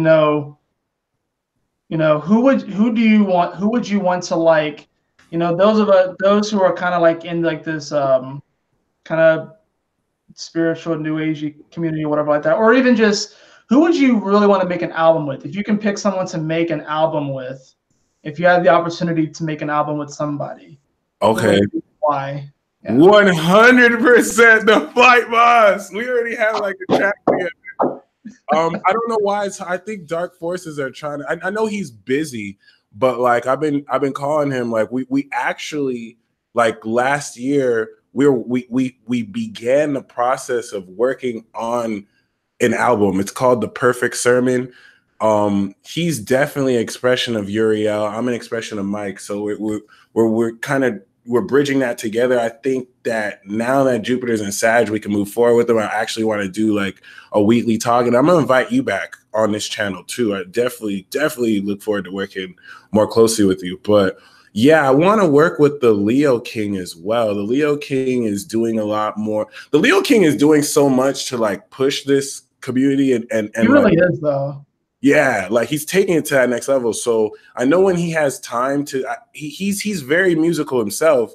He just doesn't have time to focus on that. So I want to incorporate working with him as well. Actually, one of my dreams is to, and it's something that Chris Strickland has already done, but like he's collabing with different, he has like 3 astrology albums, and he collabs with like different astrologers. So I want to do like a very inclusive project. Like I definitely want to work with the Flight Boss. Like that's karmic. Like I totally have to do that. But I want to do one where I get people like you. I get people like the Leo King. I get people like even Astrolata. Even if they say like, even if the older OG astrologers have like tracks where they just say excerpts and interludes, they just have like certain spoken word pieces and just kind of bring the community together in that way, which will be dope. Because if you think about it, that's how we would even really more so create greater prominence in the mainstream if they're seeing us all come together within the front. And then it's not just one person doing, like everyone takes the idea and it's like a culture. So I'm so looking forward to that. Chad the Mavericks in the chat too. I totally want to work with him as well. Yeah, I've watched some of his videos too. So, like a lot of people that you've had on, like I've discovered a lot of people through your channel and stuff like that. So, I'm just really excited because I really feel like we're discovering all of the puzzle pieces in this soul family, and it's like over the next 5 to 7 years, we're all gonna come together and just create like this greater awareness of, and it's not just astrology, it's tarot, it's human design. I learned my human design the other day, and I think that blew my mind. It's human design, yoga practices, it's better eating, it's all of these different aspects that are coming together, and it's like this whole just budding awareness. It's incredible to be a part of. Yeah. And it's like I definitely want to get more involved with music as well. Like I wanted to learn how to, DJ myself and make my own EDM tracks. And I'm already very like poetic, so it's like, I've been working on rapping in my spare time. I haven't really told anyone about that, but it's like the 12 hidden talents. Don't worry, we know you're fire. We got you. I'm developing them. Shout out to Jamaal Brown, by the way. I have a couple tracks with him. He's dropping an album soon. We're gonna do a hip hop show on his channel too. That's a dope dude too. Nice. Yeah, definitely look forward to that. But I mean, we know you got the hidden bars, the hidden cloud bars. It's all good. It's funny though, because I've been talking like, a lot. We get caught up on a lot of these rap battles, and I've been saying for the longest time, like the real rap battles haven't even started yet. They haven't started yet because really what happens is like a lot of our best lines, like we don't like they come out when we're just like walking around and we're by ourselves, and we may write them down and we may get them kind of close, but they haven't really started. That's why I think the rap battles and other dimensions are way more fire because it's almost like we're recording what we're saying when no one's around, and then it's like our higher selves are using those. It's like, oh, well, this is what I said when I was by myself on this particular day and no one's around me, but I thought it was fire, whatever like that. Or it could, it could not be. But the real rap battles they're beginning to come out. It's fun though. I think it's really playful. I think it's great to be able to bounce off of each other, and I think it's, it's a way of, learning more about yourself. Someone just gave an amazing idea: epic rap battles of astrology. Nice. I'm writing that idea down right now. You're gonna see Saturn versus Jupiter coming soon. First rap battle. Jupiter's gonna be like, "What happened to your ring, son? You're losing weight. I still say the king of the stars. I'm too great," or some shit like that. That would be great. If you have multiple astrologers just channeling different planets, and then like literally the planets are just doing rap battles like through that would be great. That would be so funny. My final question for you is the hot seat question. What are your 3 favorite zodiac sign energies and the 3 that give you the most challenge? Yeah, I knew this was coming. Okay, let's start off with the challenges. So, dear. Let's see. All right, so this one is actually kind of like a bit of a deep infatuation, but it's also a challenge, and that's Aries. Maybe it's because my Pisces moon is kind of close to it, but it's like I've met a lot of Aries in my life, and it's like the energy is so like just hot and fiery and just like that passion, that spark, where it's like, of course, Mars, rules Aries, and it's the traditional ruler of Scorpio, but it's like sometimes I kind of want them to be deeper with me, but they won't. And it kind of frustrates me because I was like, you have the capability, you just don't want to go to these depths. Right. But it's fun too because since it's my 5th house, it's like they also have a tendency to bring out the kid in me. True. But I do find Aries pretty challenging. I'm gonna go ahead and say this one. Actually, no. Yeah, I'm gonna go ahead and say it. Virgo, and I know everyone on your channel says Virgo. Yeah. I know everyone says Virgo. Almost everyone. And I'm starting to understand why. My dad's a Virgo. My Jupiter actually conjuncts his sun, so it's kind of interesting. Right. Virgo energy is very misunderstood because a lot of people think that Virgo is a perfectionist and they're trying to keep everything in order. But it's like you gotta understand, Virgo is opposite Pisces. That's a tall order. And that's like to try and intellectualize all of that spirit and Yeah. all of that misunderstood energy and to try and ground it is like it's difficult. So even though it sextiles my energy and even that's where my midhaven is, it's like I find it frustrating because it's like I don't want to establish routines. I don't necessarily want to like have like a that's just the thing. Like I feel like I've been told myself this today, and I told my fiance to this is like I'm a very creative person, but sometimes I wonder if establishing a routine will kill my creativity, but I feel like it'll just increase my productivity. And she's like, yeah, it probably will. But I don't want to have a routine. I don't want to I don't want to do that whole thing. But That's your Pisces moon. I feel you. Yeah, it's like I don't want to. I want to just be. I just want to float around. I just want to just kind of go with the wind. But yeah, Aries, Virgo, and I'm gonna go ahead and say, I'm gonna say Cancer, and I love Cancer. The reason why I say Cancer is just because I mean, Cancers have a rough too. They've been going through a lot, and this is the weird thing about this. The weird thing about this North Node in Cancer is that there's so many energies opposing Cancer right now. So it's like it's hard to even tap into that North Node because they're coming for Cancer. They are coming for. They're coming for Cancer. That's why, a part of it's I feel sorry for Cancer, but it's also sometimes I feel like Cancers will overplay the victim role. Overplay the victim role, and it's like me as a Scorpio sun is like, look, I am the master at stinging myself.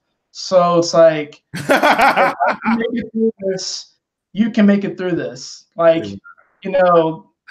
least, I mean, at least your claws actually do something. My claws don't do shit. They barely function. It's my stinger that I'm known for. I'm not known for my claws. So it's like, I feel like sometimes Cancers will they're very sweet people. They're very empathic and honestly super, super magical. Don't sting on a Cancer. Yeah. Cancers will take over the world. I think they're oh yeah. They're on the low too. On the low. I need to make a video about this, and I probably still will. But I think out of all the signs, I think Cancer could take over the world pretty easily. Pretty easily. But see, that's why they're coming for Cancer. Yeah. Because the powers that be know that they're trying to kill them. Or have it's cardinal water. And when I think of cardinal energy, I think of actually directing it. So it's if you think of the signs as I like to think of it as Avatar, the Last Airbender. So the element, so it's the water that you see them moving, that's the mutable. That's mutable, right?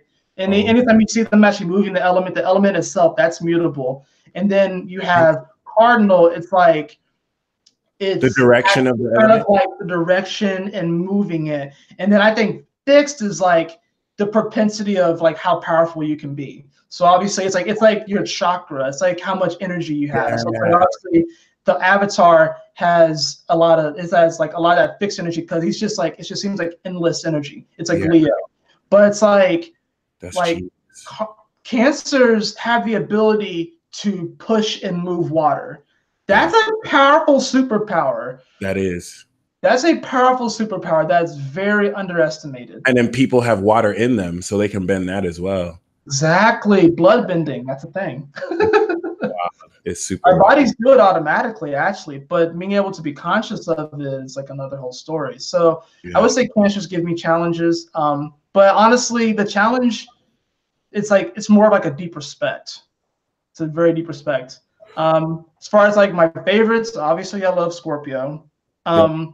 Interesting enough though, when I lived in Colorado for the short amount of time that I did, and I was working at an Italian restaurant, I transferred from, it was a franchise, so I transferred from one in Georgia all the way out into Colorado. Cool. And it was weird. There was 6 other Scorpio suns there. Wow. And it was one of the most intense subconscious experiences ever. I was like, why are there so many fucking Scorpios here? It was so weird. It felt like we were a family, but at the same time, it was like really intense. And I was like, okay, that's interesting. But I've come to really appreciate the Scorpio energy. Scorpio, Pisces. I love Pisces. They kind of frustrate me too because it's like, how do you get to be so damn magical? You know, Thank you. Thank you. You get to be so that is that like, you know, I'm a water sign too, but Pisces will do something and they can get away with something that I can't get away with. And then this wink, this sly wink, like, ha, ha, ha, ha. Don't tell anybody. You can't anyway. Ha, I can't. It's retarded. Yeah, they get away with stuff that I can't get away with. Like I try to, but it's like they're a fish. They're able to squeeze out of it. I'm fixed water. I'm just like, oh, I have to process this. Yeah. Before I move forward. And I also Capricorn. Nice. I really appreciate the Capricorn vibration. Okay. My North Node's in Capricorn, you know, conjunct Uranus and Neptune. And you know, that's my second house too. So it's like I'm coming to really appreciate you know, this whole building quality that Capricorn has, and just like really this commitment to self, because you think like it is commitment to self in many ways, and it's also in many ways where your ego goes to die, but simultaneously your ego goes to also exalt itself, because you know Mars is exalted here, but it's like you climb out of the water, you climb up the mountain, and then when you get to the top of the mountain, you think you're on top of the world, but then Aquarius abducts your ass and takes you to a whole other realm, and then you have to start from ground zero again. And it's like, oh shit, I thought climbing that mountain was a big deal, but now I'm in like who knows where and who knows what galaxy and stuff. In a different universe where animals. Yeah, but Capricorn is dope. They really do have the juice. I pray for my Capricorns because they're going through right now. Oh yeah. I feel like the top 3 most slept on signs are Pisces, Taurus, especially in Cancer. And then because Taurus and Cancer are so slept on, people don't understand Scorpio and Cap the way that they could. Yeah, so, Taurus is slept on a lot too. Taurus is super slept on. I mean, it's my 12th house, so I slept on it too. That's how I realized. I was like, I've been sleeping on you my whole life. Oh shit. I was sleeping on Taurus for the longest time, and then I met a Taurus when I was in Colorado, which was a weird experience. He actually kind of came to me in the form of an angel. It was weird. Like he just like, because I had this one night where I was just like bawling my eyes out, and I was just like in a mess. And he came to me and like he hugged me. He told me everything was gonna be okay and stuff. And it was, you know, it was weird. I'm pretty sure he was Jewish and stuff, but at the same time, he just had like this deep camaraderie for me. And it wasn't really so much really about like the faith, I guess. It was more so about just like keeping me uplifted and stuff. And of course, I found out through my fiance that he was kind of a nut job anyways. But in that moment, like he really helped me. And then, you know, I've done a couple of talks with Crazy Bull, and we've talked about it, how Taurus is really, really slept on. Oh yeah. Oh yeah. No, it's ridiculous. If you're building an army, make sure you have some Tauruses, because you have to have a Taurus. You have to have a Cancer in the clique. You have to have a Taurus in the clique. You know what I'm saying? Essentials. Like you have to have all the fundamentals. So let's end this chat with doing the we got kind of carried away, but let's do the reading real quick. Yeah, let's see if I can oh man. So how did you want me to do this exactly? Because we can do 4 draws for each element. Okay, yeah, that actually would work out. We can do that. So I love the way you broke down the bending, by the way. That was very insightful. All right, so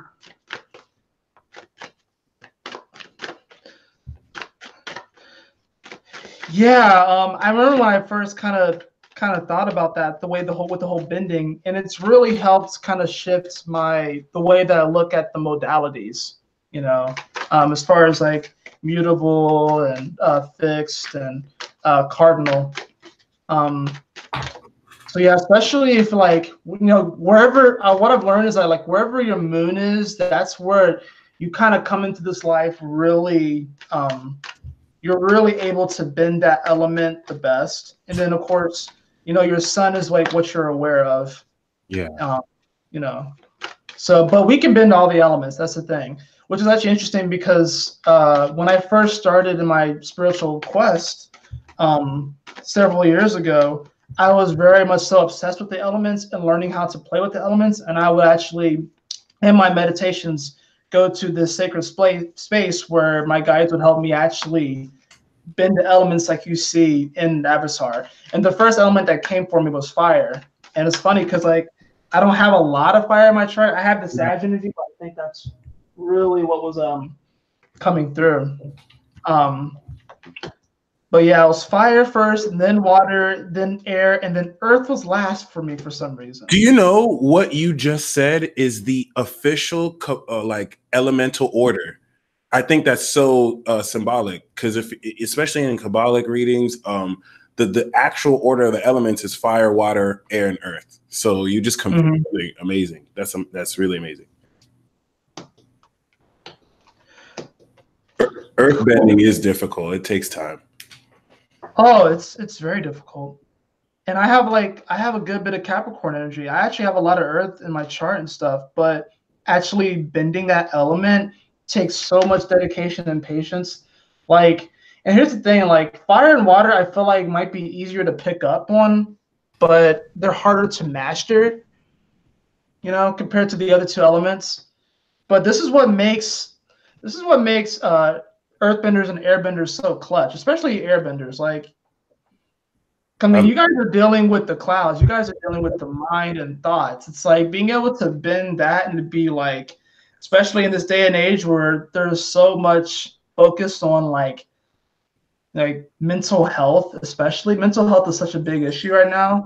It's like becoming an airbender like effectively and efficiently is so important right now. Oh yeah. All right, so I have my card set up. So we have Squirtle is going to represent the water signs. Charmander is going to represent the fire signs. Nice. Bulbasaur is going to represent the earth signs, and Pikachu is going to represent the air signs. So woo! That's what's up. Yeah. So 4 starters. So yeah, just whatever card you resonate. I want to hold them all up first. That's Squirtle, and here's the card. And then we have Charmander. Ooh, interesting. See, I can see the cards when I'm holding them up to you. And then Bulbasaur. Okay. And so it's the main 3 starters, and then of course Pikachu. So simple. Oh my goodness, Pikachu's card. That's amazing. I feel like that card is like definitely gonna speak to you, Mike. The first Pokemon game I ever got was a gift for my mom. It was Pokemon Yellow. Really? So, yeah, Pikachu has a soft spot in my heart. Awesome. For sure. Yeah. All right. So if you chose Bulbasaur, you chose C Pokemon Bulbasaur, the card that you have is Surrendering to the Journey. It says release control, which is kind of interesting for earth signs right now. Yeah. Definitely like to keep control, but this is definitely speaking to not only this Uranus and Taurus quality, which means that really there's like everything's up in the air. There's so much that's up in the air, and there's so many quantum evolutions that are happening right now. And it's hard to kind of control things right now. We have Pluto in Capricorn, Saturn's in Capricorn. Pluto's more advanced right now than Saturn, so it's like Saturn's trying to kind of look into the future, but Pluto's like blocking it. It's like Saturn can only look so far. Not only that, but Saturn's having to like rebuild everything that Pluto's already destroyed. So it's like this is definitely a time. This kind of gives me 6 of Swords vibes too, but it's talking about this is a time in your life Where the best way to grow right now, because when I think of like Bulbasaur, I'm thinking about growth. Like his bulb is growing into a flower. In order for you to grow and prosper, you have to let go. You have to release control and just surrender to the journey.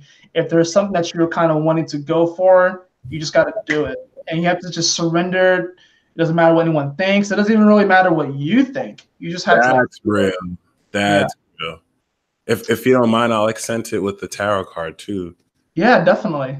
So the tarot card, and that's so real. This is gonna apply if you have any earth in your chart. So just like you said, we can all master the elements, but oh, that was so real. Especially as a Cap Moon, like I am kind of like a control freak, and it's just like, what do you mean I can't control it? Even though my air doesn't want to, but it's like, okay. So Earth, we do have the 9 of Pentacles for you. So right, I feel you. Yes, yes. Cha-ching. Oh yes, independent wealth. That's all I gotta say. That's all I gotta say. You worked hard for it. Yes. All right. So if you chose Charmander as your starter, which most of y'all probably did because y'all like Charizard. Right. I love Charizard. I'm a water starter guy. I was going to say Blastoise over Charizard. Yeah. So, but if you chose Charmander, you actually have answering the call. So this is kind of similar to the Earth signs, but it's almost like the window of opportunity has been open for such a long time, and you're just kind of sitting there like looking outside. It's like, oh, it looks fun to go out there and play. I could go out there and do stuff. It's like, and people are calling up to you. It's like, hey, so-and-so, why don't you come out and play? It's like, are you actually going to get out? This is actually like, I'm getting the feeling that some of you especially if you're like a fire sign, but it's like, you may be kind of hermiting it up, especially if you're a Sag. I don't know why. Even though Jupiter's there, I feel like there's still a bit of this hermit quality. But it's like, the time is now. Like, you really the door is wide open, and there's really no really excuse for you to go out there and party, because fire signs, we need you. We really do need you, and sometimes you just need to. Sometimes, like, you ever have a friend who's like a fire sign? They just like, it's like, all right, we're gonna go do this tonight. We're gonna have a good time, and then you're like, I don't know if I want to go. I was like, no, it's gonna be great. Let's just go. Like, that's what the universe is wanting you to do. It's like, the roles are flipped. It's like, yo, the universe is wanting you to go out and party and have a good time and stuff. And it's like, I don't know if I want to. It's like, no, the time is now. Like, get out there. That's so real. Oh, my bad. Brown Brujita said, this is so innovative, Astro Phoenix. My nephew would so appreciate this content. Make sure y'all subscribe to him. I have his channel in the description box below. As you can tell, he is very quality in everything he does. So take advantage, yo. And for fire, we do have the 5 of Pentacles, which is interesting, denoting the contrast with earth and fire. So I actually pulled 2 cards for the earth. It was the 9 of Pentacles, but the 10 of Pentacles came there too, Earth. So it's just like studded wealth. For you, Aries, for you, Fire, we have the 5 of Pentacles and the 7 of Wands, which is a fight for your right to be. So it's like Spirit is putting you through a place where you're not at your best, so you still stand up for yourself and you still rep your value. Because the whole purpose of this fire with the 5 of Pentacles is to see who are your real friends who still, love you despite what you're going through. And the 7 of Wands is stand your ground. Like, you have the advantage here because of your experiences. So what seems like a lack is far from it. It's time to come out the closet, fire signs. It's like, come out the closet, and then they'll be like, is that a bone that's just chilling on your shoulders? Like, oh yeah, that's what it is. But I'm here, I'm ready to party. Like, that's what it is. I love it because I have one deck that it shows the 5 of Pentacles and it calls it the outsider. So it's like Yeah. sometimes we feel like we are outside the experience. We're outside of what we want. We're outside of happiness when happiness comes from within. So it's like it's this time. If you chose Charmander, like you have to choose happiness on a, especially if you're going through sometimes an hour to hour basis. But it's like go for it. And it's like you're not on the outside of anything. Yeah. It's all right here. Yeah. So water signs. Or if you like I said, if you chose Squirtle, my boy Squirtle. I love Squirtle. When I played Pokemon for the first time, I named my Squirtle Cool, like just cool. I don't know why, but that's just like, what I got. COOLE or cool? COOL, like cool. just cool. Okay. Yeah, I don't know why. I just it was cool, so that's what I did. Yeah. We got View from Above. Ooh. And it says, get the big picture. So this is definitely speaking to this Piscean quality, this shifting of, we're about to come into the spring equinox, wrapping up this Pisces season with Mercury, of course, being here. So it's like you are kind of getting a bigger picture on your life right now. You have like this vantage point where it's like, okay, like all the pieces are kind of starting to fall into place. It does kind of have a bit of an air quality to it, so I guess that could be some of that Mercury influence. But since it's retrograde, it's like I almost see it as like, it's like sometimes when you get that higher vantage point, you see things like, oh, I didn't know that was there. I didn't know that was there. Oh, like you see, that's kind of what's happening right now. It's like with this Mercury retrograde in Pisces, it's like we're getting this bigger view, and it's almost like it's been weird, but it's like it's not as scary as it seems. That's actually one of my biggest fears is to actually ride in a hot air balloon. It's one of my weird phobias, and I'm going to have to conquer it one of these days. But it's like some of you may have like a fear of going up and seeing the big picture right now. It's like you almost just want to kind of like dive to the bottom of the ocean because you almost feel more comfortable there. But it's like, I almost see like, go skydiving over the ocean, whatever like that. That's like, this is like, you have a bigger vantage point right now. So take advantage of it. It's actually a very good thing because it's going to allow you to observe this deeper quality of what's going on in your life. Well said. I got the King of, well, I got I got two King of Fingers, the King of Cups and the Four of Pentacles. But then I also got the Judgment card, which I feel, I see this as like the establishment of your kingdom. It's like you have the wisdom and the authority of that wisdom, but then you also have it grounded, like your inner world is being made physical. I just sense this is Scorpio and this is Capricorn, so I just sense like serious power here, which is just like really allowing you recognition. Once again, assured material gain, but more so the feeling I get, especially if water signs have not felt like grounded, it's like you're establishing your abundance and your power to stay.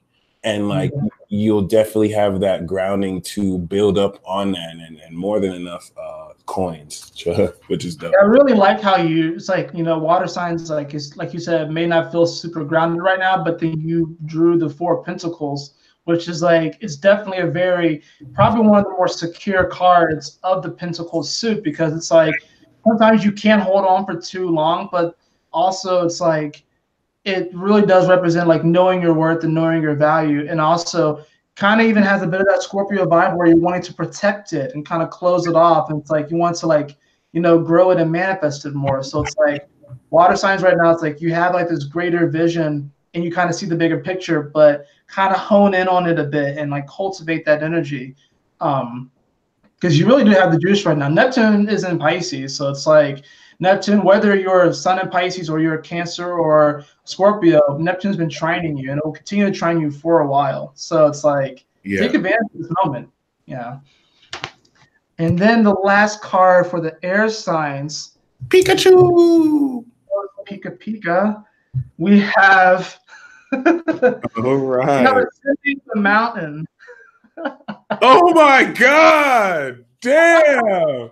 That's why I was like, oh no. That's I drew up wild. in the mountain. You already call yourself the lightning sage. You're a Capricorn moon, and this speaks about keep going forward. And it's funny because you know, one of my things on my channel when I start my videos, or like when I end my videos, usually actually not when I start them, but my motto is like keep moving forward, stay focused, and smile often. So it's like when we're climbing the mountain, it's like I think a lot of times the people when they look at success, they feel like it's linear. And it's like success is really being redefined. It's like when you're climbing a mountain, it's not just one way up. Sometimes you have to go over this way. Yeah. Sometimes there's like this old man or woman living on this side of the mountain, and you have to go train with them for like 6 months. And then you go back up the normal path. And then you have to go over here and do this thing. So it's like, you know, when we're ascending the mountain in our life, when we're kind of establishing who we are and what we want to do, it's not linear. There are many delineations that you can take. You can get lost in them. And I think that there can be a propensity to sometimes get lost in different avenues when we're climbing the mountain, but to just keep going forward anyways, because really it does speak to like this deeper quality. And the cool thing about Pikachu is like Pikachu is still climbing. He hasn't evolved, but he's still getting stronger. Like he's still getting stronger. He's still learning new moves in the anime. Like you don't fuck with Pikachu. Like I wouldn't fuck with Pikachu. That's like, what I love about Pikachu. Like, so it's like, you know, for those of you who chose Pikachu, you know, kind of have like you probably have like a bit of this like I get very Uranian vibes too, you know, with Pikachu. With that electricity and that spark. So if you happen to choose Pikachu, you may be a Taurus, or you may be an Aquarius, you know, or you may have like some prominent placement with Uranus in your chart, like aspecting like your sun or your moon. But definitely does speak to more of this, you know, when you're climbing this mountain, first off, tune out what everyone else says is the proper way to climb the mountain and the proper way to get that success, because what that doesn't really matter. Like they can influence you, they may inspire you, but ultimately you have to listen to your own gut and you have to kind of tune out a lot of that static. absolutely. It's funny because Pikachu, right? Static, but it's like, you know, success is really being redefined right now because Uranus, of course, we have to remember Uranus is trining Capricorn. So Uranus is trining this area that Saturn's gone through, that Pluto's gone through. So it's like we're even revolutionizing the way that we've looked at all of this destruction that's happened when it comes to career and purpose, and we're rebuilding it. It's incredible. Shout out to Rami Dacio. Once you pulled Ascending the Mountain, I didn't realize my eyes were looking directly at this box that I got a while ago. And she actually decorated this on the box where like, no, let's go. Swear, a Virgo woman sent me this. I got to do an unboxing for it. So it's ridiculous. And the cards that I got were the 7 of Wands and the 2 of Wands. So it's like honestly like similar to the fire signs. Like stay focused on your vision. You're manifesting your original ideas into the world. You're stepping into a place of your own power and just stand up for it, because there will be opposition. There will be people who don't get that vision air. And anyone who chose Pikachu as a starter, and it's like, you know, stay true to it. You have the advantage because it's your original ideas. And yeah, yo, like just stay authentic, stay true, stay real. Super magic. We have vast vistas. Expand your vast vistas. Yeah, it's just an overall card. Just like it's kind of cool because it almost kind of has like this Jack in the Box kind of vibes. He's sitting on top of this box, and it's like you know, yeah, it's time to kind of get outside of the box and kind of break out of your own matrix, you know. And you know, it's like you gotta become Neo in your life. You know, you gotta be the Neo in your life to kind of break out your own matrix. You gotta, you know. And that can go from like the big things to the very small things. But yeah, we are definitely in a very expansive time. This portal, this shifting into, because I'm gonna make a video about it on my channel about this the astrological new year, and it's just like It's incredible. And then we also have the Chinese New Year that's about to restart. We're in the year of the pig. So it's like more so like showing how cycles are ending and new cycles are beginning. It's incredible. So Mary Jane said, I've got that same deck and have yet to pull that card. So I think that's very symbolic. Other than that, thank you so much again for joining us. This is definitely an amazing peace talk. And do you have any final, and yeah, like I said before, I'm totally going to invite you back. Do you have any final words of advice for anyone walking this path? And before you answer that, how can people reach you and what services do you offer? So yes, I am on YouTube at Astro Phoenix. I do have a website which is just www.astrophoenix.com. So I do provide astrology readings, tarot readings, and I'm wanting to, of course, expand a little bit more. But yeah, you can find me on there. I do have Instagram and Facebook. I'm not as active on those, but I'm working on getting them more active. My handle on Instagram is Astro Phoenix Rising. I think there's I think it's Astro _ Phoenix Rising. Okay. And I do have Facebook, which is still my old name, the Aquarian Adepts, because for some reason Facebook won't let me change my name, and I don't know if I really want to create like a whole new Facebook page. Yeah. But I'll probably also comment in the description below, a link to my website where if you wanted to purchase a reading, you could reach out to me and we can work together. Because like with these readings, like I learned just as much like about astrology and myself as the other person that I'm doing the reading for. It's really a mutual thing. It's not like just someone coming to me with like a burning question, and it's more like it's almost like I'm like meeting someone or it's like I'm meeting someone who I've known before, and it's like we're kind of like coming back together. And I learned so much just by doing the readings about myself, about people, how we're all the same and not the same, but it's like we all, we're all, we all we all have our individual experience and our individual expression, and it's like, but we all do we do resonate and come from that source, and we try and intellectualize it. We try to put it in words, and it's really fucking difficult because honestly, there are no words to really put it into accurate expression on what is it that connects all of us. But know that no matter what you're going through, you can make it through. And I know that sounds probably cliche and generic, but it's like really what I've learned is that all it takes is to like just pause, take a few deep breaths, put your hand on your heart, smile more, and don't really sweat the small stuff. And that honestly, you have guides that are really, really vouching for you and that are really, really taking care of you. Actual I talk to my guides all the time, and my guides are trolls too. They like make fun of me.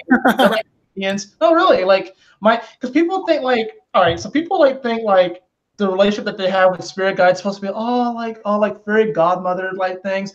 Yeah. They're like my best friends, and we like Jones on each other a lot. And that's really what it kind of more feels like. But it feels more natural that way to me. Yeah. So it's like, for those of you who are on this path or you're just not coming into this path, do not rush it. Really trust your gut. And if you see people that you resonate with and they say something that doesn't fully resonate with you, that doesn't mean that you have to just X that person out. It just means that they're on a different path. And it's like, take some things and leave others. I don't necessarily agree with everything that some of these astrologers that really inspire me. I don't necessarily agree with everything that they say, but at the same time, it's like I know I have my own experience, and I have to just trust that. So trust yourself. Trust is so key. Gratitude is key, and we'll be okay. We'll be okay. I mean, we are in some of the greatest times ever. We really are. You got to think. What a time. What a time to be alive. There's a lot of confusion in the world. There's a lot of things that we have to fix, guys, that we're working through. But the fact that people have always been able to live to these ages, but you got to think and this is going to be just me dropping a bomb. If Jesus lived to I guess, was it 33 or 34? He didn't even get his Chiron return.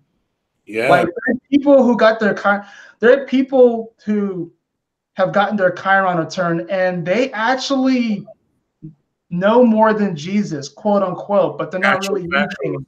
Yeah. Yeah, not using it. You Or know, they're just coming into it, you know what I mean? So coming into it, yeah.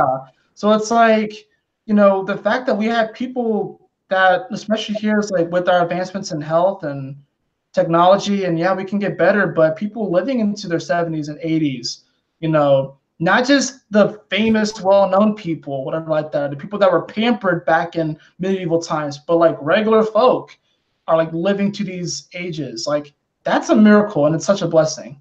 Like agreed. it really is. Like I had two grandmothers, both my grandmothers recently passed, but one was in their, I think one was in their 90s, and the other one, I think she was in like her 80s or something like that. So it's like I have a great grandmother who's almost 100. She'll be 100, I think, next year. Like that's incredible. So it's like don't sweat the small stuff. Everything will be okay. And do you mind if we could close with your singing bowl? Oh yeah. So Someone recently before gifted we me. came on, I hit my singing bowl, and Mike was like, "Where was that? Where was that coming from?" and stuff. So, yeah, I have my singing bowl here. And I don't know if I really play it the correct way. I usually just hit the four sides, like the four corners and stuff, and yeah, but Same here.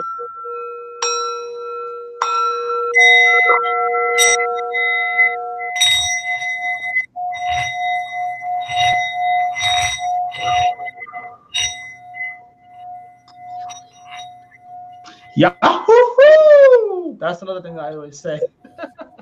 Let's get it. Yeah, someone recently gifted me one too. I got it in my PO box, so thank you whoever sent that. I was bringing that, like something was just like bring the singing bowl, and as I brought it, he started hitting his. I was like, what the hell, like synchronistic. But thank you guys so much.